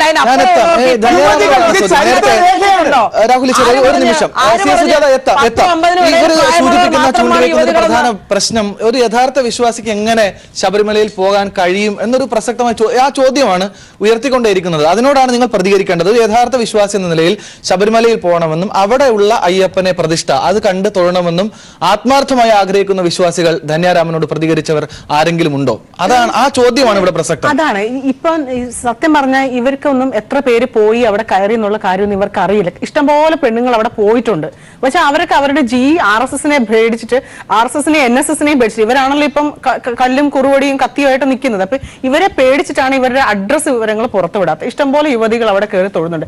എല്ലാവരും വിശ്വാസികളാണെങ്കിൽ അവർ ദൈവത്തെ കാണും, അവർ ദൈവത്തെ തൊഴും. അത് അവരുടെ സ്വാതന്ത്ര്യമാണ്, അവരുടെ അവകാശമാണ്. അതിനെ ഹനിക്കുന്ന രീതിയിൽ ഇങ്ങനെ എപ്പോഴും ആചാരം എന്ന് പറഞ്ഞ് പിന്നോട്ടടിക്കുന്നത്, അതിനകത്ത് സാമ്പത്തിക നേട്ടവും അല്ലെങ്കിൽ ബ്രാഹ്മണ്യ നേട്ടവും ഉള്ളവർ മാത്രമാണ് അതിനെപ്പോഴും അതിനെ പിന്നോട്ടടിക്കാൻ വേണ്ടി ശ്രമിക്കുന്നത്. അതെ, സ്ത്രീകൾ വരട്ടെ, നിങ്ങൾ എന്തിനാ അതിനെ എതിർക്കുന്നത്? വിശ്വാസം ആചാരമൊക്കെ എല്ലാ മനുഷ്യനും തുല്യത ഉണ്ടാക്കുന്ന ഒരു കാര്യമാണെങ്കിൽ നമ്മൾ അതിനൊക്കെ അംഗീകരിക്കും. ഇത് വിശ്വാസം ആചാരങ്ങളൊക്കെ നിങ്ങൾ ഒരു വിഭാഗം ആളുകളുടെ ഒരു കുത്തക വിഭാഗത്തിന്റെ മാത്രം ഒരു എന്താണ് അവർ പാലിച്ചു വരുന്ന രീതി ആയതുകൊണ്ട് എല്ലാവരും ആരും ഇതിനെ അത്ര സപ്പോർട്ട് ചെയ്യില്ല. കാരണം നമുക്ക് ആവശ്യം തുല്യതയാണ്. വിവേചനത്തിനെതിരെ നിലനിൽക്കുന്നവരാണ് ഈ കേരളത്തിലെ പൊതുസമൂഹം എന്ന് പറയുന്നത്. അപ്പോൾ ആചാരങ്ങളും അനുഷ്ഠാനങ്ങളും ഒക്കെ ഇവിടുത്തെ ഒരു വിഭാഗത്തെ സംരക്ഷിക്കാൻ വേണ്ടി മാത്രം ഉള്ളതാണ്. CS സുജാത, ഇതാണ് പ്രശ്നം. വിശ്വാസവും അവിശ്വാസവും തമ്മിലുള്ളൊരു പ്രശ്നമായി, അത്തരമൊരു സംവാദമായി ഈ വിഷയം ഇതിനോടകം മാറിയിട്ടുണ്ട്. ഇടതുപക്ഷത്തിന്റെ നിലപാടിനെ സംബന്ധിച്ചൊരു വ്യക്തത മുഖ്യമന്ത്രി കേരളത്തിൽ എനിക്ക് തോന്നുന്നു പല ഇടങ്ങളിലും വലിയ പൊതുയോഗങ്ങൾ സംഘടിപ്പിച്ച് ഇടതുപക്ഷത്തിന്റെ നിലപാട് ഇതാണ് എന്ന് പറയാൻ തയ്യാറായിട്ടുണ്ട്. പക്ഷെ ഇപ്പോഴും ഈ വിശ്വാസത്തിന്റെയും അവിശ്വാസത്തിന്റെയും പ്രശ്നം എന്ന നിലയിൽ തന്നെയാണ് ഈ വിധിയെ എതിർക്കുന്ന ആളുകൾ കേരളത്തിനോട് ഇപ്പോഴും സംസാരിച്ചു കൊണ്ടിരിക്കുന്നത്. അവരൊക്കെ ദൈക്ഷണികമായി കാര്യങ്ങൾ സംവദിക്കാൻ കഴിയുന്നവരുമാണ്. അതുകൊണ്ട് ആ ഒരു പ്രശ്നം ഇപ്പോഴും സാധാരണക്കാരന്റെ മനസ്സിൽ നിലനിൽക്കുന്നുണ്ട്. ഒരു വിശ്വാസിയാണെങ്കിൽ പോകാതിരുന്നുകൂടെ, അവിടുത്തെ ആചാരങ്ങൾ സംരക്ഷിച്ചുകൂടെ എന്ന ചോദ്യം വീണ്ടും ഉയരുന്നുണ്ട്. അവിടെ അതിനെ കൃത്യമായി മറികടക്കാൻ ഇനിയും ഒരുപാട് മുന്നോട്ട് പോകേണ്ടതുണ്ട് നമ്മുടെ നാട്ടിൽ. അങ്ങനെ ഒരു ഘട്ടമല്ലേ ഇത് CS സുജാത? ഇടതുപക്ഷം അതിനെ ഒരു വെല്ലുവിളിയായി തന്നെ കാണുന്നുണ്ടോ എന്നത് പ്രധാന ചോദ്യമാണ്. ഇവിടെ വിശ്വാസികളെയും അവിശ്വാസികളെയും തമ്മിൽ വേർതിരിച്ചുകൊണ്ട് ഇത് വിശ്വാസികൾക്ക് ദോഷം വരുന്ന വിധിയാണ്, അവിശ്വാസികളെല്ലാം കൂടാണ് ഇതിന്റെ പിറകിൽ നിൽക്കുന്നത് എന്ന രൂപത്തിൽ ദുർവ്യാഖ്യാനം നടത്താനുള്ള വലിയ ശ്രമം നടക്കുകയുണ്ടായി. അത് നമ്മൾ കേരള സമൂഹം കാണുകയും ചെയ്തതാണ്. ബഹുമാനപ്പെട്ട മുഖ്യമന്ത്രി വളരെ വ്യക്തമായി കാര്യങ്ങൾ വിശദീകരിക്കുകയുണ്ടായി. മുഖ്യമന്ത്രി കേരളം മുഴുവൻ പര്യടനം നടത്തി ഗവൺമെന്റിന്റെ നിലപാട് വ്യക്തമാക്കുകയുണ്ടായി. ഇടതുപക്ഷ പ്രസ്ഥാനങ്ങളുടെ നിലപാട് ഇക്കാര്യത്തിൽ വളരെ വ്യക്തമാണ്. വിശ്വാസികളെ മുഴുവൻ ഇവർ അണിനിരത്തിക്കൊണ്ട് ഈ ഗവൺമെന്റിനെ അട്ടിമറിക്കാൻ കഴിയുമോ എന്നാണ് അതിനുവേണ്ടി വാദിക്കുന്ന ആളുകൾ നോക്കുന്നത്. പക്ഷെ ആര് പറഞ്ഞു വിശ്വാസികൾ ഈ ഗവൺമെന്റിനെതിരാണ്? മഹാഭൂരിപക്ഷം വരുന്ന വിശ്വാസികളുടെയും കൂടെ വോട്ട് കൊണ്ടാണ് കേരളത്തിൽ ഇടതുപക്ഷ ജനാധിപത്യ മുന്നണി അധികാരത്തിൽ വന്നിട്ടുള്ളത്. ആ വിശ്വാസികളുടെ വിശ്വാസം സംരക്ഷിക്കാൻ ഏതറ്റം വരെയും പോകുന്ന പ്രസ്ഥാനമാണ് ഇടതുപക്ഷ പ്രസ്ഥാനം. ഇടതുപക്ഷ പ്രസ്ഥാനം നയിക്കുന്ന ഗവൺമെന്റ് ഇത്തവണത്തെ ബഡ്ജറ്റിൽ തന്നെ നിങ്ങൾ എടുത്ത് നോക്കിയേ, 739 കോടി രൂപയാണ് ശബരിമലയ്ക്ക് വേണ്ടി നീക്കിവെച്ചിട്ടുള്ളത്. RSSകാർ പറഞ്ഞല്ലോ ശബരിമലയിൽ പോകുന്ന ഭക്തർ പൈസ ഇടുന്നെന്ന്. വിശ്വാസികളെല്ലാം അത് കേട്ടോ? ചെറിയ തെറ്റിദ്ധാരണ അല്ലെങ്കിൽ ഭയന്ന് കുറച്ചുപേര് തന്നെ ഇവിടെ സൂചിപ്പിച്ച പോലെ വരാതിരുന്നിട്ടുണ്ട്. പക്ഷെ അപ്പോഴും ഈ ശബരിമല എന്ന് പറയുന്ന ആ മതനിരപേക്ഷ കേന്ദ്രത്തെ എല്ലാ വിഭാഗത്തിലെ ആളുകൾ, പ്രത്യേകിച്ച് പാവപ്പെട്ട ആളുകൾ ഏറ്റവും കൂടുതൽ പോകുന്ന ശബരിമല എന്ന് പറയുന്ന ആ മഹനീയമായിട്ടുള്ള ക്ഷേത്രത്തെ തകർക്കാൻ അനുവദിക്കില്ല, ക്ഷേത്രത്തിന്റെ പുരോഗതിക്ക് വേണ്ടി എന്ന് പറയുമ്പോൾ വിശ്വാസികളെ സഹായിക്കുന്നതിന് വേണ്ടി ഗവൺമെന്റ് ഏറ്റവും നല്ല നിലപാട് സ്വീകരിച്ചിരിക്കുന്ന ഒരു ഘട്ടത്തിലാണ് നമ്മൾ ഈ ചർച്ച നടത്തുന്നത്. അതുകൊണ്ട് ഈ ഗവൺമെന്റ് മുഴുവൻ വിശ്വാസികൾക്കെതിരാണ്, വിശ്വാസത്തെ തകർക്കാൻ ശ്രമിക്കുന്നു എന്നുള്ള കള്ളപ്രചാര വേല കേരളത്തിൽ നിലനിൽക്കില്ല. കേരളത്തിലെ ജനങ്ങൾക്ക് കാര്യങ്ങളൊക്കെ ബോധ്യം വരികയും ചെയ്തിട്ടുണ്ട്. ശബരിമല കോടതി വിധി ഇടതുപക്ഷ ജനാധിപത്യ മുന്നണി കൊണ്ടുവന്നാണ്, അല്ലെങ്കിൽ ഈ ഗവൺമെന്റ് കൊണ്ടുവന്നാണ്, അതെങ്കിൽ ഇത് ശ്രീ പിണറായി വിജയൻ കൊണ്ടുവന്ന വിധിയാണെന്നൊക്കെ വ്യാഖ്യാനിക്കുവാൻ കോൺഗ്രസും BJPയും വളരെ വലിയ പരിശ്രമം കേരളത്തിൽ നടത്തിക്കൊണ്ടിരിക്കുന്നു. അതിന് ഈ വിധി വന്ന തുടക്കഘട്ടത്തിൽ കുറച്ചുപേരെങ്കിലും തെറ്റിദ്ധരിപ്പിക്കാൻ കഴിഞ്ഞിട്ടുണ്ട്. പക്ഷെ നിങ്ങൾക്ക് കാര്യങ്ങൾ ശരിയായി വിലയിരുത്താൻ സാധിച്ചിട്ടുണ്ട്. അതിനുശേഷം നിങ്ങൾ കേരളത്തിൽ അങ്ങോളം ഇങ്ങോളം ഒന്ന് സഞ്ചരിച്ചു നോക്കിയേ. കേരളത്തിലെ മഹാഭൂരിപക്ഷം വരുന്ന വിശ്വാസികളും ഗവൺമെന്റിന്റെ കാര്യങ്ങൾ ശരിയായി ബോധ്യപ്പെടുത്തി കഴിഞ്ഞപ്പോൾ ഗവൺമെന്റിന്റെ കൂടെ നിലപാട് ഉറപ്പിച്ചിട്ടുണ്ട്. കേരളത്തിലെ സഹോദരിമാർ ഏറ്റവും നല്ല നിലയിൽ തന്നെ ഇവിടെ സൂചിപ്പിച്ചു, ഞങ്ങൾ ഈ വിധിയെ കാണുന്നത് ഭരണഘടനാപരമായി ഞങ്ങൾക്കുള്ള അവകാശത്തെ അംഗീകരിച്ചുകൊണ്ട് തന്നെയാണ്. അതുകൊണ്ട് തന്നെ ഈ വിധി വന്നു കഴിഞ്ഞപ്പോൾ സ്ത്രീകളാകെ തന്നെ ശബരിമലയിലേക്ക് പോകുന്നത്, അല്ലെങ്കിൽ സ്ത്രീകൾ ചെന്ന് കഴിഞ്ഞാൽ അയ്യപ്പന്റെ നൈഷ്ഠിക ബ്രഹ്മചര്യം തകർന്നു പോകും എന്നൊക്കെയുള്ള വ്യാഖ്യാനമൊന്നും ഇനി കേരളത്തിൽ നിലനിൽക്കത്തില്ല. കേരളത്തിലെ വിശ്വാസികൾ അത് അംഗീകരിക്കത്തില്ല. വിശ്വാസികളെന്നും അവിശ്വാസികളെന്നും രണ്ടു പക്ഷമാക്കി മാറ്റിക്കൊണ്ട് ഇത് അവിശ്വാസികളാണ് ഈ പ്രശ്നങ്ങളെല്ലാം ഉണ്ടാക്കുന്നത് അല്ലെങ്കിൽ എന്ന് പറഞ്ഞ് നടത്തുന്ന ആ ഒരു പ്രചരണമുണ്ടല്ലോ, ആ പ്രചരണം ഒന്നും ഇനി വിലപ്പോകാൻ പോകുന്നില്ല. യോജിക്കുന്നു. പക്ഷെ ശബരിമല ഒരു മതനിരപേക്ഷ കേന്ദ്രമല്ല, ശബരിമല ഒരു മതസൗഹാർദ്ദത്തിന്റെ കേന്ദ്രമാണ്. കാര്യം ഹിന്ദു റിലീജിയസ് ആക്ട് അടക്കം പ്രകാരം സ്ഥാപിതമായ ദേവസ്വം ബോർഡാണ് ഭരിക്കുന്നത്. ശബരിമല മതനിരപേക്ഷമല്ല, മതസൗഹാർദ്ദമാണ്. ഒറ്റ വരി മാത്രം, മതനിരപേക്ഷമല്ലെന്നേ ഉള്ളൂ. മാഡത്തിന്റെ സ്പിരിറ്റിനോട് യോജിക്കുന്നു. പക്ഷെ ശബരിമല ഒരു മതസൗഹാർദ്ദ കേന്ദ്രമാണ്. അതുകൊണ്ടാണ് അവിടെ വാവരുള്ളത്. അവിടെ ഈശ്വര വിശ്വാസങ്ങളും മതവിശ്വാസങ്ങളും ഒരു വരി കൂടി രാഹുൽ ഈശ്വർ പറയുന്ന പോലെ അതിനൊരു വർഗീയ കേന്ദ്രമാക്കാനാണ് നിങ്ങൾ ശ്രമിച്ചത്. അതിനാണ് നിങ്ങൾ കൊണ്ട് എറിയാൻ പരിശോധനകൾ കൂടി നടത്തേണ്ടതുണ്ട്. എന്തായാലും ഒരു കാര്യത്തിൽ ധന്യരാമൻജിയെയും മാഡത്തെയും പൂർണ്ണമായി സ്വാഗതം ചെയ്യുന്നു. 1950കളിൽ ശബരിമല കത്തിച്ച് നശിപ്പിച്ചപ്പോ അന്നത്തെ സോക്കോൾഡ് പുരോഗമനവാദിയായ അന്നത്തെ മുഖ്യമന്ത്രിയായ തിരുക്കൊച്ചി മുഖ്യമന്ത്രിയായ ശ്രീ സി കേശവൻ പറഞ്ഞത് ഒരു അമ്പലം നശിച്ചാൽ അത്രയും അന്ധവിശ്വാസം നശിച്ചു എന്നാണ്. ശ്രീനാരായണ ഗുരുദേവൻ അടക്കം എത്ര അമ്പലങ്ങളാണ് പ്രതിഷ്ഠിച്ചുള്ളതെന്ന് ആലോചിക്കണം. ഒരു അമ്പലം നശിച്ചാൽ അത്രയും അന്ധവിശ്വാസം നശിച്ചു എന്ന് പറഞ്ഞ അവസ്ഥയിൽ നിന്ന് കേരളത്തിൽ ഇന്ന് ഞങ്ങളുടെ ജീവൻ കളഞ്ഞാലും അമ്പലത്തിൽ കയറുന്നതാണ് ഏറ്റവും പ്രധാനപ്പെട്ട കാര്യം എന്ന് വരുന്നത് വിശ്വാസികളുടെ വിജയമാണ്, അമ്പലത്തിന്റെ വിജയമാണ്. ഒരു ഇടവേള അനിവാര്യമാണ്. ആ ചോദ്യം വളരെ പ്രസക്തമാണ് ഇപ്പോഴും രാഹുൽ ഈശ്വർ. എന്തായാലും നമുക്ക് അത് പരിശോധിക്കേണ്ടതുണ്ട്. ഒരു വിശ്വാസിയായ സ്ത്രീ യുവതി അവർ ശബരിമലയിൽ പോയി അയ്യപ്പനെ കാണണം എന്ന് ആഗ്രഹിച്ചാൽ അവരോട് ഏത് ക്യാമ്പയിനാണ് ഇനി ഉയർത്താൻ കഴിയുക, എങ്ങനെയാണ് അവരെ ബോധവൽക്കരിക്കാൻ കഴിയുക എന്ന ചോദ്യം ഇപ്പോഴും ബാക്കി നിൽക്കുന്നുണ്ട്. ഏതായാലും ശബരിമല യുവതി പ്രവേശനത്തിനെതിരായ എല്ലാ ഹർജികളും ഇന്ന് സുപ്രീം കോടതി പരിഗണിക്കും. 56 പുനർപരിശോധനാ ഹർജികൾ, 4 റിട്ട് ഹർജികൾ അടക്കം 65 ഹർജികളാണ് സുപ്രീം കോടതി ഇന്ന് പരിഗണിക്കുക. ചീഫ് ജസ്റ്റിസ് അധ്യക്ഷനായ ഭരണഘടനാ ബെഞ്ചാണ് ഹർജികളിൽ തുടർവാദം വേണോ എന്ന കാര്യത്തിൽ തീരുമാനമെടുക്കുക. അതുകൊണ്ട് തന്നെ വളരെ നിർണായകമാണ് ഇന്നത്തെ ദിവസം ശബരിമല വിധിയെ സംബന്ധിച്ച്. നമുക്ക് കൂടുതൽ പരിശോധനകളിലേക്ക് എത്താം ഒരു ചെറിയ ഇടവേളയ്ക്ക് ശേഷം.